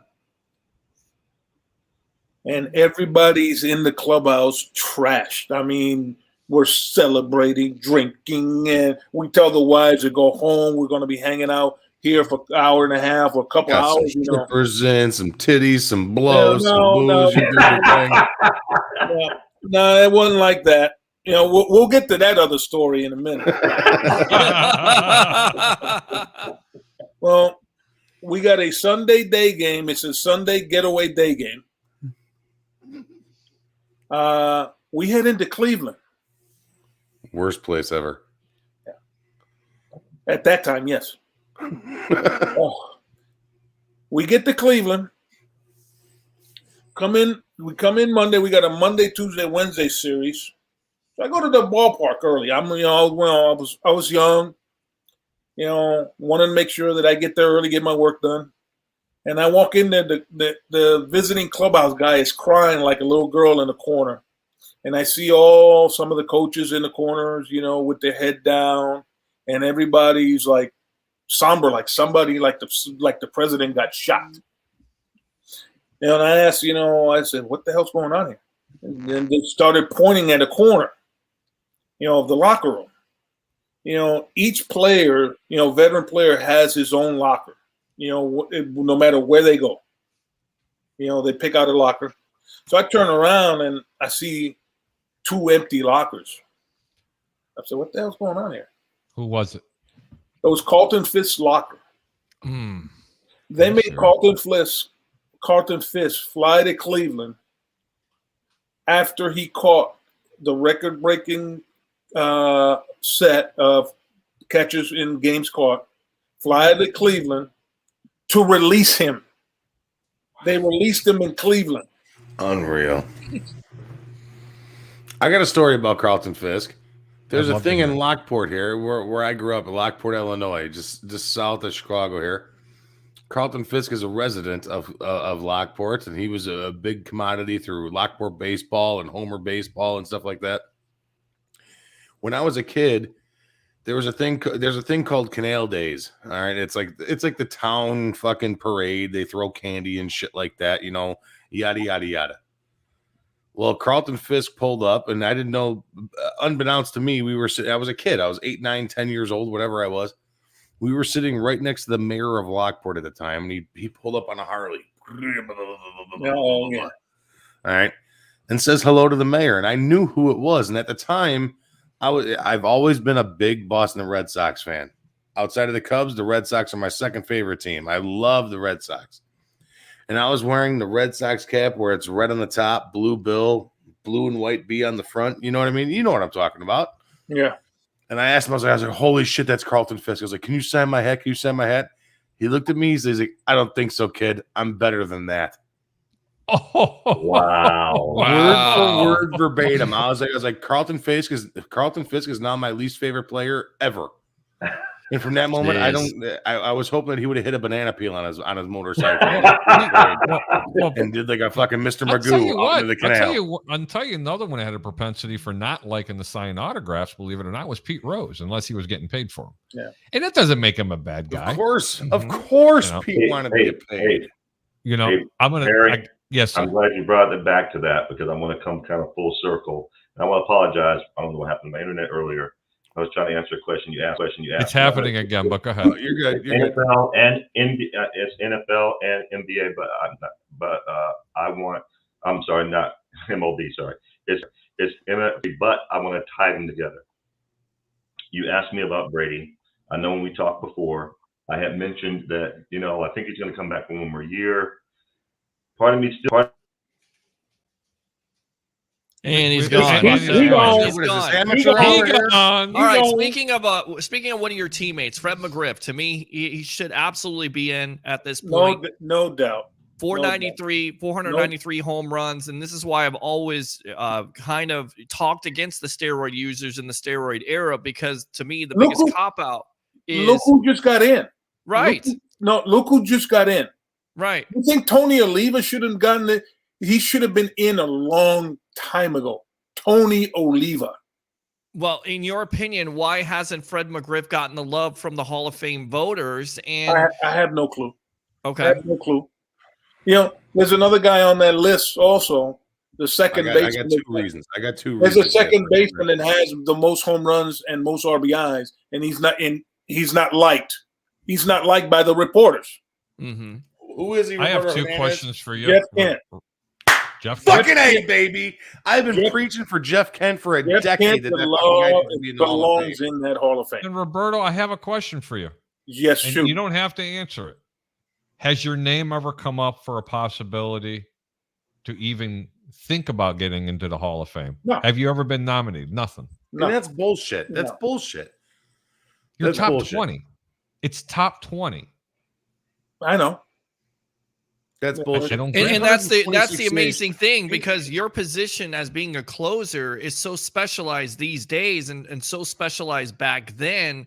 It's such an important facet of a baseball team. That's why they paid the big time money. Could you imagine? Well, nowadays, And I'm not trying to sound like a homer because he's on the show, but could you Yeah, you imagine his skill set Mm-hmm. in today's game? He would have lasted longer and would have been that much better with those high leverage situations, right, Roberto? Yes, so. I mean, in the days off that they're giving guys, if they throw them 2 days in a row, they get automatic 2 days off. We didn't ask for days off. We wanted the ball every chance we got. If I had a chance to pitch in 7 games in a row, I'm doing it.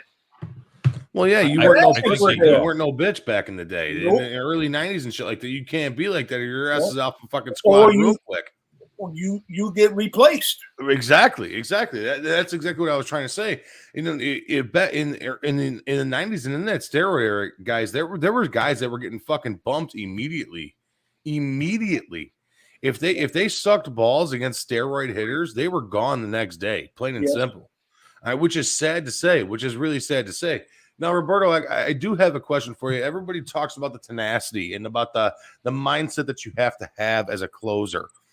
You did this for fucking years, man. I mean, you were a closer for years. Again, 326 saves, 19 all time. Guys, again, we're here at 1252. Harry the Greek, Peter. You guys are fucking awesome. I love you guys. But Roberto, to have that mindset, that I mean, it has to be a killer mindset to go in there, bases juiced, a dirty inning, going in there with 2 outs or 1 out. What did you have to do to fucking to amp yourself up to be like, boy, I got to get into this game. I got to get these 2 outs. What is that mindset like? What is that killer mentality like? You have to have what you just said, killer mentality. And for me was, I didn't fear it. I just knew for me that my worst feeling It was if I don't do my job, I'm letting those other 8 guys or 9 guys down that are playing in the field and got the lead.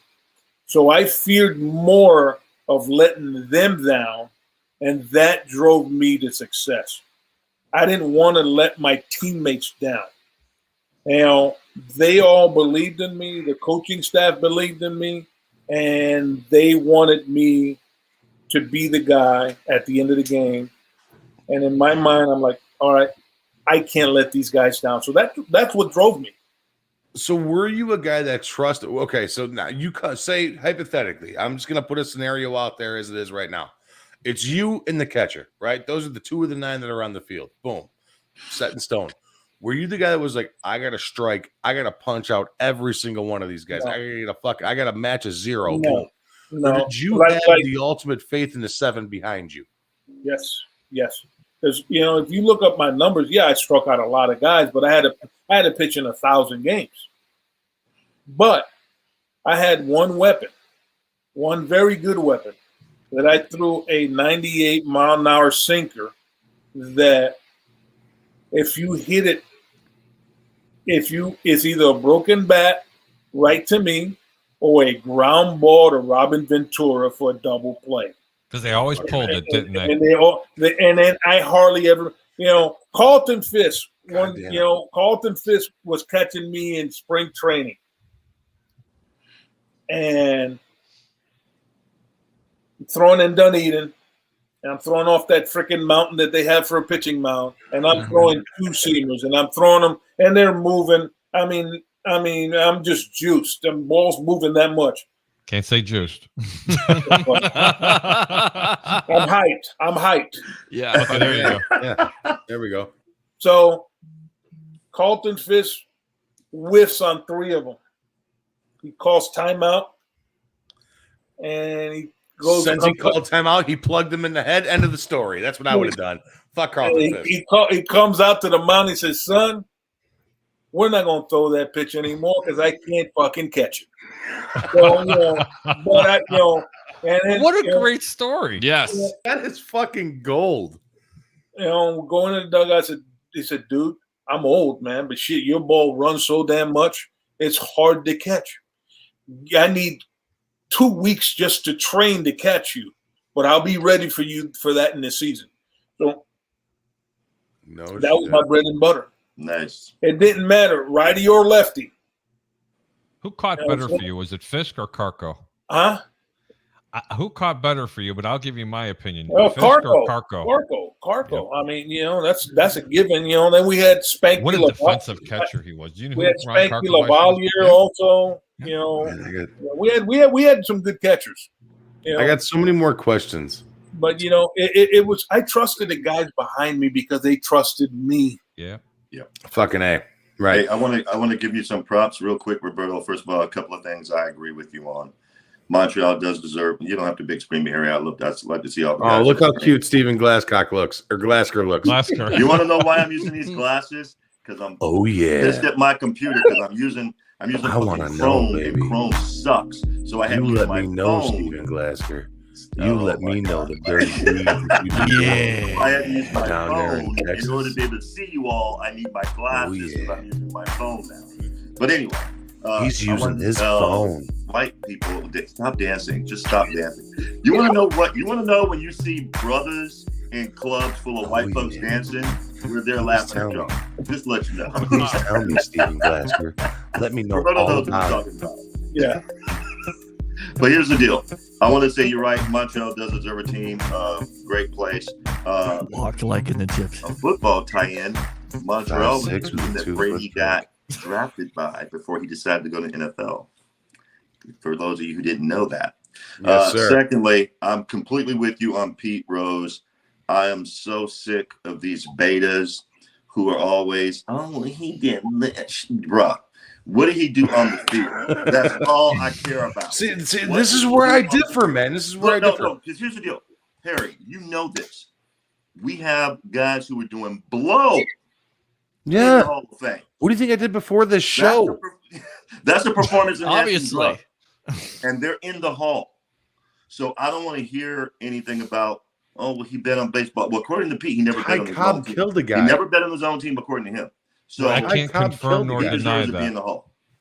Well, Ty look, Cobb I mean, literally killed the guy. look, you have racists, you have guys killing people. Yeah. I mean, it's not, the whole character clause. I agree with it to a certain point, but then again, if you're going to put in Barry Bonds and Roger Clemens, which I think eventually they're going to get in, you have to definitely consider Pete Rose and what he did on the field, not off of it. And then Right. on top of it, Can a I- shoeless Joe Jackson. Can I tell you something? Wait. Go ahead. Yeah, can I Let tell the you- pro talk. Let the pro talk. Yeah, absolutely. Pete's going to wind up getting in. When he's dead. When Yes. he's dead. Ron Yeah, Santo But was see, in. that's not right. No, That's I not know right. that. I know that. Who Manny Minoso. Ron Manny Santo. Minoso, one Ron of the greatest. Santos. Yeah. All right. No, I go back and forth. Years. Those guys, there are guys that deserve to be, Fucking not A. all of a sudden, Fucking they're A. in. Jim Rice. What about Dick Allen? Dick Allen needs to be in the Hall of Fame. That dude fucking God, mashed Dick the baseball. Allen. But see, Yep. you, All right. you guys are making my there point are- for me. You're making my point. Yeah, Roberto. exactly. Yeah. But the thing is this. The thing is this, Steven. As a player, 100% Pete Rose needs to be in the Hall of Fame. 100%. Yeah. How about absolutely. Shoeless Joe Jackson? Absolutely. Steven, Yeah, I'm gonna ask you. absolutely. Yeah. It's I mean, what you they got did fucking, on the field Eddie that Seacott, matters. all those guys. They need to be in the Hall of Fame. Here's the criteria. Here's what should be the criteria for the Hall of Fame. Because it's it used to be anyway, the criteria for the NFL Hall of Fame. Can you tell the story of baseball without mentioning these people? If you cannot, they need to be in the Hall. It's can't- right. that That's simple. a great you- point, right. Steve. Yeah. You got- fucking nail it right on the head. But you with got Pete that- you Rose, got- what he did to where he was able as a man, I'm sorry, Roberto, I didn't mean to cut you off. Yeah. What he did when he was a manager to possibly, and I'm not going to say that he did or did not, but that's why he's not in the Hall of Fame as of right now. He was in a position to determine the outcome of a fucking game. And that's why he's not in there now. That's what breaks guys like me who sit there. I have the baseball package. You think I'm a fucking football fan? I'll watch any baseball game that's out on the air. I don't care if it's the Toronto Blue Jays against the Arizona Diamondbacks. I'm tuned into that shit all day long. That is my life. I love baseball. Baseball will forever, always be my number 1A. And when you sit there and you tarnish that, same thing with that dick bag up in Detroit. What the fuck is that asswipe's name? The guy from Houston. What the fuck's that jerk off's name? Help me out, guys. Come on, help me out. What's his name? Correa? Correa. No. The manager. Hinch. AJ Hinch. This AJ fucking Hinch. jerk off. All right. Alex Cora. This fucking dildo. But All essentially, these here's guys the need to be thing, out of the Fat Mike. fucking Alex game. Cora was a Here's the thing, Fat Mike, and here's the thing that I think baseball keeps it alive because it keeps baseball relevant. We have these conversations because honestly, if we weren't talking about steroids or Hall of Fame, baseball would be irrelevant at this point. I think that's the Well, at this reason why. point, it's getting to that point, Peter. At this point, it's But getting to that point because nobody's fucking playing it. Right. Nobody's watching it because of the 5-hour fucking games. They're Right. trying to do this shit with robot umpires and this, that, and the other thing. And Right. this fucking this new extra inning rule. Good lord, put a Right. 45 in my I would testicles. never Hold on, buy Mike. for that. Never. Right. Yeah, that is That is the worst fucking rule I've ever seen that has ever been established in Major League Baseball. That is fucking terrible. Roberto. And You know Jack, what we're this is talking what- about when they second did. This Get gets the back fuck to outta what here. Roberto was talking about, though. Peter, I don't agree. I don't like that character rule or whatever the hell bullshit that is, because it's got nothing to do with what you did on the field. What did you do on the field? That's what you should go in the hall for. My problem has always been, guys, with all the steroids in baseball and people saying, well, it's a steroid era. Not only does it take away from players like a Fred McGriff, and basically you're guilty by association. So not only does Fred get guilty by association because of the era, but also gets overlooked because he doesn't have the inflated numbers that those players have. But on top of it, it is a smack in the face to players who did it correctly, like a Roger Maris, like a Willie Mays. those players of that era didn't need PEDs. These guys are punks, and the only reason why they did it is not for the history of baseball, which again, the numbers are the lifeblood. They did it for the paycheck. You make a selfish decision like that, you stick with it. You're not in the Hall of Fame of baseball. Sorry. I agree. I got no problem with that because, it's like you were saying, Roberto was saying, like Roberto was saying, you're a pitcher. You're not juicing. You're going up against a guy who's juicing. That's unfair. That's an unfair bet. Those people shouldn't be. If they never go in the Hall, I don't have a problem with that. But Pete Rose and guys like him and Shoeless Joe, for what they did, I understand what he did as a manager, but that's not what he's going in the Hall for. He's going for what he did as a player. Correct. And that's why he deserves to be My in the Hall. question And I is think this, it's petty. and I think I'm it's not- petty that the voters, it's usually punk ass beta male. I'm not saying sports that writers. he did or he didn't, but I want you to read my lips when I say this, okay? These allegations are when he was a manager. Did he bet on the game when he played? That's all I'm going to say. Yeah. I'm not going to get an answer whether he did or he didn't. But you know where my opinion lies. Right. And this is a man that I've known for a very long time, and I've spent hours on trips outside the state of Florida. Yep. Okay. I'm not saying that he did, and I'm not saying that he didn't. Look, it's a shame, and Roberto will agree with me. He's going to go to the Hall of Fame, unfortunately, when he's dead. And that's just petty. Major League Baseball is as hypocritical as the National Football League. Yep. And it's just, these are my opinions. This does not reflect the opinions of 1252 Sports, Roberto Hernandez, or anybody else on this panel. Right. But it's extremely hypocritical for the way these corporations are ran. Correct. Yep. And it's a shame because America's pastime is and will always be Major League Baseball. Yep. And what they've done to it was a disgrace back then. And what they're trying to do to the game right now, especially with some of these owners, it's not fair. And you're talking, and I'm talking in the spot of saying I'm on the side of the players. Right. 99.9% of the times. Right. It's their bodies that they're putting out there. It's their injuries. It's their careers. It's my buddy who spent 17 years in the major leagues who had to leave his family every couple of years. Just think about that for a second. And it's so difficult to do. And I'm not trying to speak for you, Roberto, but that is one of the hardest things that I would have to think that someone ever had to go through. And my hats are off to you. I want to answer the question, whose fault is it? It's Bud Selig, who's also in the Hall of Fame. Exactly. He turned a blind eye to it. He coughed. He's the one, and I think he's probably the They worst. had no choice. But he's the worst commissioner in professional sports. Roberto, my question for you is, do you feel like not only do you have animosity to those players that did PEDs because you did it naturally, but do you think your peers, the majority of your peers that didn't do it, do they have animosity towards those players? You have some guys that have animosity. I didn't. I just took it on a challenge. I took it as a challenge for myself to say, all right, I just got to outwork these fuckers. I just got to be, I remember I was a day or two away from losing my dream, where I almost got my arm cut off because I had a blood clot. So I was living my dream of being in the big league, regardless of what era. And I was not going to have those guys that were juicing or affect me. I said, I just got to beat them to my spot. Remember, it doesn't matter how much juice you have in you. If you don't have hand-eye coordination, it's a bitch to hit a round ball with right. Fuck yeah, hit a round ball. You know what? And it takes some skill. Right. Now, Roberto, before we start hold on, Mike. Hold on, because this is a follow-up question. You're pitching. You're in the prime of your career. Every great save, every great closer has given up some saves, correct? Blown saves. Yeah. Okay. Let's just assume some of those saves were because of PEDs. And think about all the save opportunities that you weren't part of because the opposing team had players that were on PEDs and the game was out of reach for you not to get in the game.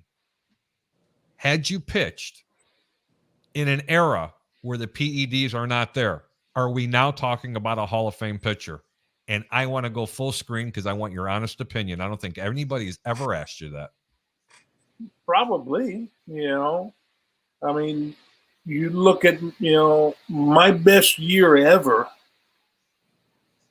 was on a team that only won 69 freaking games. Out of those 69 games, I saved 43. Jesus Christ. Just imagine, and Mariano beat me by 2 saves. So just imagine, and they won, I think, 106. So just imagine if the team that I played for that year. How many blown saves that year? 3. Are you serious? It's amazing. That's amazing. 40 saves, 3 blown. Yeah. And you're not in the Hall of Fame. 43, and we only won 69 games. So that's for the Rays, right? Yeah. Just imagine if we would have won 90 games or 75 or 7, because I was in almost every freaking game. So you have 65. You would have had 60 to 65 saves that year. If you really, no, not quite. No, maybe. Hang on, 43. 40. Let's put him high 50s. High 50s for 50s. sure. Yeah. That's what. That's. I didn't real. mean to put you on a spot like that, but I would have to say, because I thought about this, I was like, if he didn't play in this era because of a couple of blown saves that he haven't, every closer is going to go through them, but would he have blown those particular saves? Probably not. Roberto, do you think with the stance of Major League Baseball and how they've kind of warded off steroid users, do you think they have a responsibility now to revert some of the records back to the previous owners, such as Roger Maris instead of Barry Bonds, the real home run king, Hank Aaron, instead of Barry Bonds? Could Major League Baseball kind of look at that and try to do that? Would you be okay with that? Do you think they have a responsibility to do that? I don't think there's nobody in Major League Baseball that has the balls enough to go do it. Point blank. That's a great answer. Yeah. You know what? I mean, for a long Roger time. Maris, Roger Maris, and number one, they did it in less games. Right. Yeah. Less games. A lot of these records, you're gonna have to put asterisks because when they did it, what 154 games back then, or 100? I don't know what it was. 154. Yeah, and to post up and play 150 some games and hit 61 homers. Yeah, that's incredible. Yeah. He was also batting He was also batting in front of or behind one of the greatest hitters of all time, Mickey Mantle. Guys, come on. Yes. He's going to see a lot more fucking fastballs than the average Joe is going to see. Some of your best hitters always bet. They couldn't bat around them. I mean, just take a look what some of your great teams are doing. Hey guys, you know what we're going to do right now? We're going to get off a whole bunch of questions. We're going to go ahead and talk a little bit of football. We're going to go ahead and try to get this show to cut loose a little while. I've had Roberto on here for 2 hours. I'm sure he doesn't even realize it, but you know what? I do appreciate it. I still got more shit for Roberto. I promise you, I can come back any other show. I promise you, Michael, I'll bring him back on. And what we, especially during baseball season, especially when Fat Mike does the music. Yeah, do the music. Play the funk. Here we go. You ready? Here we go. Come on, Vin Diesel. This is Steven Glasker, a.k.a. Steven Glasscock. I got a Grogu behind me wearing a TB12 jersey, and it's TB 12 inches. 2B 12 inches. That's what that means, 2B. I got you, baby. I got you. Yeah. Oh, yeah. Welcome. 5'6" with a 2-foot prick.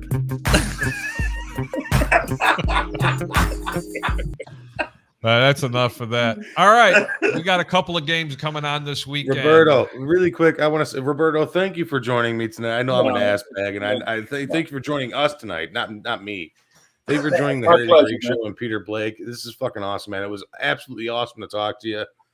And I still have a little bit more of a Sox fan now, just a little bit. No, still no. I hate the fucking White Sox. Every ounce of my being, every ounce of my being. But it's always good to talk to a former major leaguer and always get the insight of what it's like going in, up and down, over and out through the game of baseball, because that is ultimately my number one passion. So, Roberto, thank you so much. No, it's my pleasure. I guys. So really now wanna we're going to thank get you for some that. Thank picks. you. We're going to go Thank you, around the Roberto. horn really quick. Roberto, we're going to start with you.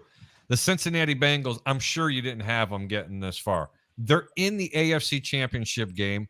If I didn't know what the line was, I would have said that the Kansas City Chiefs had to be a 2-touchdown favorite, and they're merely only a 7-point favorite in this game. Do you think Kansas City covers the 7, they win by 7 or more, or do you think Cincinnati does? Who do you like and why? Number one, I got to go with Cincinnati. Family and my kids are old Joe Burrow fans, and I become one bigger fan after you get sacked 9 times and get up, not fumble, take care of the ball, and to still go on the road and win against that Tennessee defense. Mm-hmm. And they played Kansas City before, so they know, and they're not scared of them. I'll take Cincinnati if they have a little bit of defense in their side this weekend. Very good point. Both teams are going to score. Both teams. And you know what? I didn't talk about that. The over and under in that game is 54.5. That's the combined score for everybody out there that doesn't realize what that means. Wow. So you think that game can go over for total combined points? Yes. Perfect. Fat Mike, who do you like and why? I'm gonna RWR this, which means riding with Roberto. That's what I'm gonna do. I'm riding. Very with Roberto. nice. I am taking the Cincinnati Bengals and the over in this game. In Week 17, the Cincinnati Bengals won. Oh yeah, won. Oh yeah, the game on Evan McPherson's field goal, baby. Yeah, he kicked it long. He kicked it deep, right between the pipes. You better believe And that's enough of Fat Mike. I just muted him. Oh, you motherfucker muting me. Steven Glasgow, who do you like and why? Hey man, I'm doing the RWR too, man. I think Cincinnati, they just seem like the Bucks did last year. They're too young and dumb to know they're not supposed to lose. And like Roberto, they're not scared of KC. They're not scared of them. They already beat them once. They're not scared of them. And if the defense shows up like they did last week, and if they can keep Burrow from getting sacked 9 times, which they should, because KC's defense isn't nearly as good as Tennessee's was. I don't think they're scared of them. I think the main thing is Cincinnati. The Bengals believe they can beat the Chiefs, and that's going to play in their favor. Thanks for the input. How about you, Peter Blake? Yeah, I'll go with the Kansas City Chiefs in this game. I do think their defense is a lot better than Tennessee's, and they have an opportunity to get a lot of sacks in this game because the Bengals' offensive line isn't that good. Of course, the story is going to be Patrick Mahomes and versus Joe Burrow and all the weapons. But at the end of the day, for me, Kansas City's defense is the one that's made the difference throughout this run. I would bet the over, but I like the Chiefs in this game. That's absolutely perfect. If you like the Chiefs, you better bet them now, because right now they're -7, -120. What that means is for every 100 you want to win, you got to lay 120. Because tomorrow it will be 7.5. It will grow to 8 points. But if you like Cincinnati, wait to the last minute, because that's when you're going to get your best option for your money. But the Greek's giving you -7. Take Kansas City. It's a lock. I'm on fire right now. Absolutely on fire. Oh, yeah, he is. And now, Fuego. the next game. And Fuego. Here The Greeks pick for the NFC Championship is the San Francisco 49ers, who have won 5 in a row, if I'm not mistaken, against the LA Rams. The Rams are -3.5, but get this. It's about family. Hang on. Oh, God, you guys, stop. The Rams are -3.5, -105. Let's get weird. This line's going to go down to -3, and the Let's total's get real weird. 5.5. Roberto, who do you like in this game and why?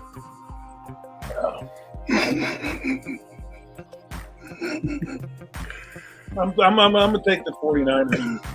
You like the 49ers covering the 3. And I look at their defense and their front 4. You know, they can pressure the quarterback, and if they don't fumble the ball and they're going to run, Lord knows they're not going to try to put much on Jimmy. But if you can go into Green Bay and not score an offensive touchdown and win, Yeah. and you're gonna beat, you're gonna play somebody that you already beaten twice. Yep. You got their number. So I like the 49ers. Fat Mike. I want to ride with Roberto on this one. I want to RWR on this one, but I cannot. It is very tough to beat a team 3 times in 1 year. The Rams defense has really picked it up.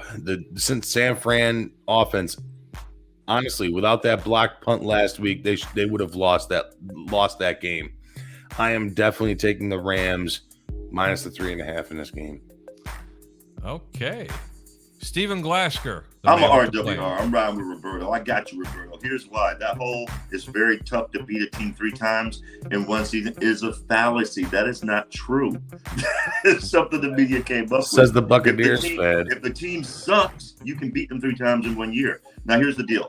Do I think Jimmy G is a better quarterback than Matthew Stafford? No. But all he does is win, win, win, no matter what. Bro, I'm riding with San Fran. I'm telling you. The fact, Harry, I didn't even know the line was 3.5, and you said it's going to go down to 3 by tomorrow. That means on the neutral field, it's even game. Yes, I'm picking 49ers. Peter Blake. I'm going to go with the Rams. I'm convinced now that they are the version of the And Tampa who Bay. convinced you? You did. You, my friend. You, the teacher. I am the pupil, the student, and I absolutely believe that the Rams are what the Bucs were last year. They know what's in front of them. They have the opportunity to be the second team in NFL history to win a Super Bowl. And you know what? With the way Matt Stafford is playing right now, Cooper Kupp and that defense getting after it, it kind of reminds me of New Orleans and Tampa Bay. People said, you know what? New Orleans is going to beat Tampa Bay 3 times. It's not going to happen. It didn't happen last year. It's not happening this year. The Rams take care of business. They get it done. They beat the 49ers, and they're headed to a home Super Bowl 56. Great analogy. I'm going to have to ride with Peter on there. Thank you. I like You got that. the Greek and a little RWP. RWP. RWP. I can't Rip. even explain it. Listen, If you guys, sound it out loud, it sounds like rip. listen. The Rams are supposed to cover this game. They really are. They are a far better football team right now.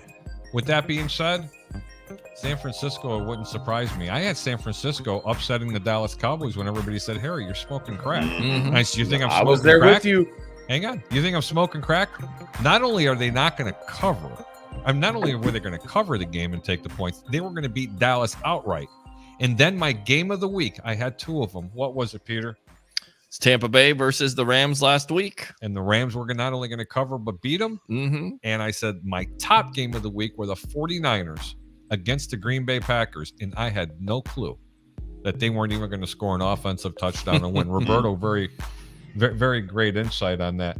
And let me tell you something. San Francisco's got a hell of a defense. That front 4 can really get after it. But the Rams really have too many weapons. Harry, the one thing that you and I were talking about off air, the one thing that you and I really liked, you and I are sitting here bullshitting, combating back and forth. The one thing about the San Francisco 49ers is that they control the line on both sides of the ball, defense Without and question. offense. Yeah, Correct. That's one thing. And we both said going into the playoffs, do not let this team squeak in. Because if they squeak in, they're going to cause fucking havoc. And that's exactly what they've done since they've entered the playoffs. Unbelievable run by the San Francisco 49ers. Here's a caveat I want to add to what you guys are saying. If the refs stay out of it, San Fran wins that game. Because you already know I have a problem with the officials. And you know why I have that problem with the officials, Harry? Yes. Do you mean to tell me it's never happened before in football, but you're going to have 2 years in a row where 2 home teams just happen to make it to 2 separate Super Bowls back to back? Well, look, they followed the blueprint that the Tampa Bay Buccaneers put out there. Hold on. They got a veteran quarterback in a Matt Stafford, much like what the Bucs did with Brady. They got players in free agency that would help them out from other teams, namely a Von Miller. They already had a defensive line. The Bucs had a defensive line built. And then on top of it, they got a little bit lucky because they're going to have the Super Bowl in their home stadium. But they took the Bucs blueprint and they kind of did the same thing this year with Von Miller and picking up guys eventually and investing picks and getting a Matt Stafford. Matt Stafford has been the difference. I gave everybody my picks. We're going to go ahead and read these comments. Some of these are directed to Roberto. I already would have let them off. We're going to blow through these. Get it? Oh, jeez. Pig Dog video 2001. Roberto, where did the 98 through 2000 Rays uniforms rank among your favorite all time? Those were amazing uniforms. Yeah, those were great unis. He hates I don't them. think he's a Look at big his fan face. of them. Look at Roberto's face. He fucking hates him. He can't stand him. There were some Easy, psychedelic colors, man. Yeah, I mean they were purple and Before he and even answered, green he's like, and "This rainbow. motherfucker Roberto, asked any me a good question. Larry You gotta be Rothschild kidding me." stories that you can share? Good. Oh, There was nothing good. There There you was go. nothing good. It was just a puppet. Troy Polamalu says Brady was signed with the Cowboys. Kyle Nichols says the Bucks have Gabbert, Ryan Griffin, and Trash. Roger Shue says, "Hey, Fat Mike, Vin Diesel, 4 foot tall with a 2 foot." yeah, baby. 4'6" with a 2 foot prick. Vin Diesel, baby. Roger Shue, painting driveways is a total Love thing, it. bro. We already know that. We know you do it yourself. Thanks, Raj. Roger says, "Hey, Mike, I'll take pics of the painted driveway so you can see it." Tony Williams, Fat Mike, you're killing me. Ben Cornett, thanks for tuning us in on the YouTube channel. We got a new name for Mafia, name for Peter, okay? Peter Tickles. Okay, Ben Cornett, speaking of creamsicles, Peter wants to. Oh, God. Oh my God! Why, Ben? Why? Christian says, no, South Side, baby. All the way. Much love. Hey, Pig Dog video. Pig Dog Video says, Roberto, what's your opinion of the 97 white flag trade? Were you happy to go to the Giants? He already answered that question. No. Roger Shue says, Mr. Hernandez, what's your thoughts on the lockout this year? Too many rich people arguing over pennies, man. You know, Okay. just play ball. Just Yeah. play ball. That's it. You've got somewhat of a pandemic going on, and you've got multi-millionaires or billionaires fighting with millionaires. I mean, it's not a good look. It's not a good No. optic. No. Go back to the Facebook sister user comment. says, That's good old number Go back to the sister 39. comment. Sorry? Go back to the sister comment. Yes. That's the Vin Diesel fan page. It's all Yeah. about them. It's all about fame. Can't do it. Love it. Von Red. Troy Polamalu says, Big Mike wants to talk Rays baseball. Yeah. Facebook user, who's I the love best to hitter hate you've Troy ever Polamalu. seen or faced? I think one was Edgar Martinez, and who was the other one, Roberto? Toughest matchup, Roberto. Tony Gwynn. Okay. Tony Okay. Gwynn. Son of a bitch, Tony Gwynn, one of my favorites. Roger Shue says, how many pitchers doctored the balls in your era? Oh, That's a shit. great question. You remember the fight with the Texas Rangers? With Robin Ventura when he got his ass beat by the old man? Nolan Ryan. Yeah. Nolan Ryan, Robin Ventura. Yeah, Nolan used to stuff that shit better than anyone. Did he really? Oh yeah. Oh, that's awesome. And is that why he got into it with Robin? No. That's the I reason why mean, he we threw all, 100 miles an hour at 43 years old. Nolan's attitude most of the time he would pick a batter and just send a message, and Robin Ventura knew it was his turn, so he just went up there. He said, if he hits me, I'm going. So once you say that, you better go. You have Gotta to. go. You kind of have to. You have to. Were you out there With with the him? headlock and the I was trying to protect my 5 to players, 15 so I was around. You can see my 39 running around chasing people. Oh no, I do remember that. But you know what? The best one I've ever seen was Pedro Martinez with the great throwing Don Zimmer's old ass to the ground. That's not fair. Don Zimmer was like 105. My brain's not working. Don Zimmer passed away sometime back 75 years ago. Yeah, I know. He lived, as a matter of fact. 118 when he died. Don actually lived relatively close to you and I, Roberto. Yeah. And he frequented Derby Lane all the time. There's a lot of great stories, but still, when Don Zimmer used to say something stupid to me to dog track, and I was like, Don, please, don't make me Pedro your ass today. Used to grab him by his And head he and throw used him to the get turf. so upset, you have no idea. Poor Don. Christopher Cole says, hey guys, hey Chris, thanks for... And Facebook user says, love the cat, Harry. So do I. There you go. Roger Shue says, don't ever see Peter Blake dance. And you don't want to. Roger Shue says, Fat Mike, ESPN or the Score? What do you like better, ESPN or the Score, Mike? I'm not going to comment. Okay. Facebook user says they think they're using Big Papi because everybody likes him and he'll be the gateway for all other steroid users to get in. That's David Moser, by the way. I'm what I not was too trying to sure get to. that Big Papi used. That's just my opinion. I'm not sure if He he admitted it. used either. Well, I didn't know he it's did. He admitted come it. out. Well, no, it's come out lately from the commissioner of baseball that there were false positives. So who knows? Kyle Nichol says, so big question in the world of professional sports, is baseball a dying sport? It seems like its viewership is either staying steady or going down compared to other sports, and there is something for Major League Baseball can do to attract more fans. Does the game need to change in some way? Yeah, just get another 10 or 15 Stu Steinbergs and everything. Stu Sternberg, yeah. Stu Sternbergs, Yeah, I everything mean, will be fine. Roberto, do they need to cut down on the season? No, that's a great I don't- comment. I Kyle don't- Nichol, I love that comment. I don't think So they a big need to question in cut the down. world of professional sports on, is Mike. baseball a dying sport? Yes, it is a dying sport. It seems like the viewership is either staying steady or going down compared to other sports. And is there something that the MLB can do to attract more fans? Yes, there is. Limit the fucking commercials, for crying out loud. That's the reason why baseball takes fucking 5 hours to watch a goddamn game. Because Well, I'm it's watching also- Viagra commercials and fucking juice commercials. Well, I don't wanna Cialis see that and shit. Play the Viagra. I mean, fucking nobody game. wants Nobody Roberto, wants to what's see. your opinion on Yeah. that? Commercials, I know they got to pay the bills, but there's a lot of stuff that can be cut back.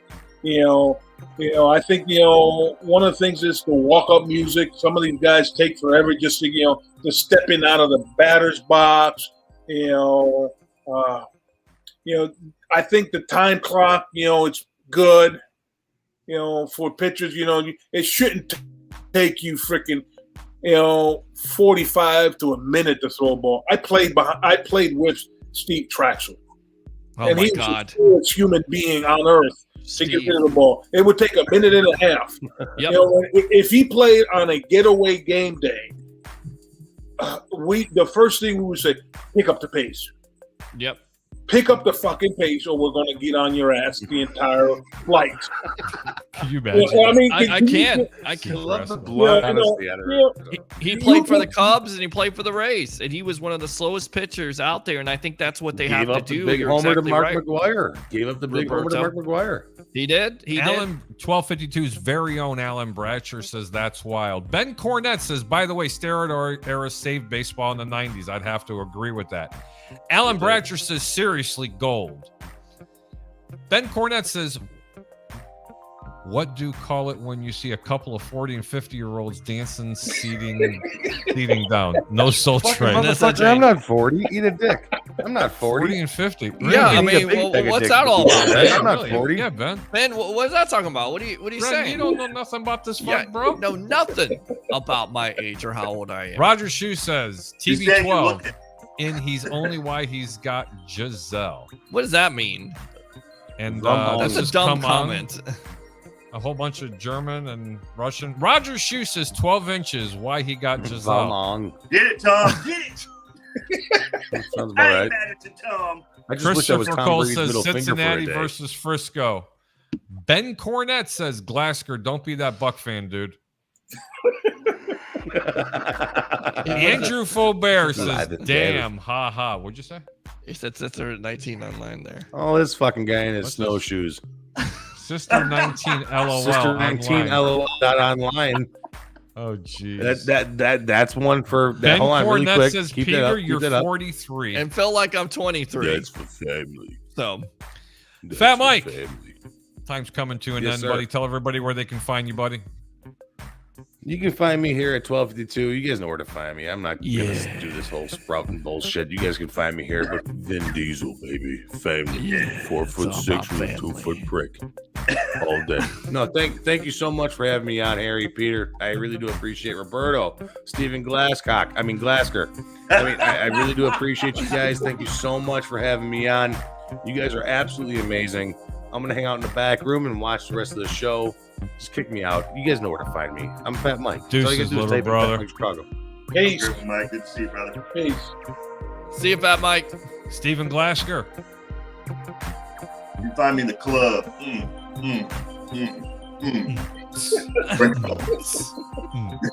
Harry, I appreciate it, brother. It was great to be on the show again. Thank you for having me. Roberto, very nice to meet you, sir. Pleasure. Phenomenal picture and Thank man, it's incredible insight. I'm so glad I was able to give it. Thank you. Tonight. Thanks, brother. Steven, have a good one, little brother. Hang out in the back if you want. I will. Roberto, It's always a pleasure, guys. the man, the myth, the legend with the plan. Great insight tonight, Roberto. Thanks a lot. Always No love problem. talking to a real Major League Baseball player about, these issues that we just kind of just talk about, but you've been really giving us some great insight tonight about it. I love it. I love it. And he's not ashamed. Nope. He's not afraid to answer the questions and Nope. stuff. I hope some of the questions weren't too tough to No. answer, but No. I still firmly believe that had you pitched in a different era, there had to be a certain amount of games. Roberto, there could have been another 20, 25 saves. There really could have. Yeah. Because of the opportunities to be Yeah. able to get into those situations, probably even Yeah. a little bit more, to be honest with Yeah. you. Or if you would have played in a better organization other than Tampa to win Mhm. 63 ball games. Well, and there you 43 go. saves. That's Yeah. another thing. But you know what? Good for him. He played for the Yeah. Tampa Bay Rays. But you know what? I don't blame him for 20 million reasons. Sure. I can't play here too, bro. But Yeah. then they traded him. I mean, that whole story in itself, but it's not surprising. That's the Yeah. way the Rays organization works. Roberto, hang out in the back room. But seriously, my brother, thank you so much. We're going to get together here in about 2 seconds. Yeah. I'm going to go ahead and end this show. Go ahead and sit in the back. I'll come right to you. Peter, Yes, sir. that was kind of rude to me. I didn't even get a chance. Roberto, get back down here. I didn't get a chance for you to say goodnight to everybody. I'm so sorry. Good night, guys. It was a pleasure. It's fun. Keep me posted next time you guys want me on. I can't wait. Baseball season's right around the corner. We hope. That's right. But not only a friend of mine, you're also a friend of the show. Mucho gracias, senor. You De got a great nada. family. You have a great family, and you're all. You know what's even better? It's not we're friends because he's a baseball player. We're friends because he's a genuine individual. It's always good to have that. Yes, it is. So- Roberto, Peace, talk to you in brother. a few. Peter, what a night. What a night. I'm telling you. Yep. I mean, Hey, listen, before you guys go, do me a favor. Hit the like button. Okay? Put this show on someone's timeline. Yeah. This is how we grow organically. grow it. Oh, Peter. We're We're not going anywhere else. We're going to go ahead and end this show. Look at Roger. What's his comments here? Where can I send the painted driveway pics? Nowhere. Roger Shoe. Harry only plays this for Mrs. Greek. You're damn right. Anyway, I want everybody to understand one thing. Let's have a really good weekend in baseball. Peter, can't wait to see you on Monday on the Sports Web. Yeah, Monday on the Sports Web. I'll be here on Sunday watching the games with you. Without question. Yes. And last but not least, I want to go ahead and tell everybody one thing. Keep your bets low. And your returns high. Who am I? He's Harry the Greek. And that's Peter Blake. Have a really good evening, everybody. And you know what else I'm going to do? I'm going to say one thing. What are the 3 things? Bring your passion. Bring your excitement. Just don't bring any nonsense. Once again, for Harry the Greek, I'm your host, Peter Blake.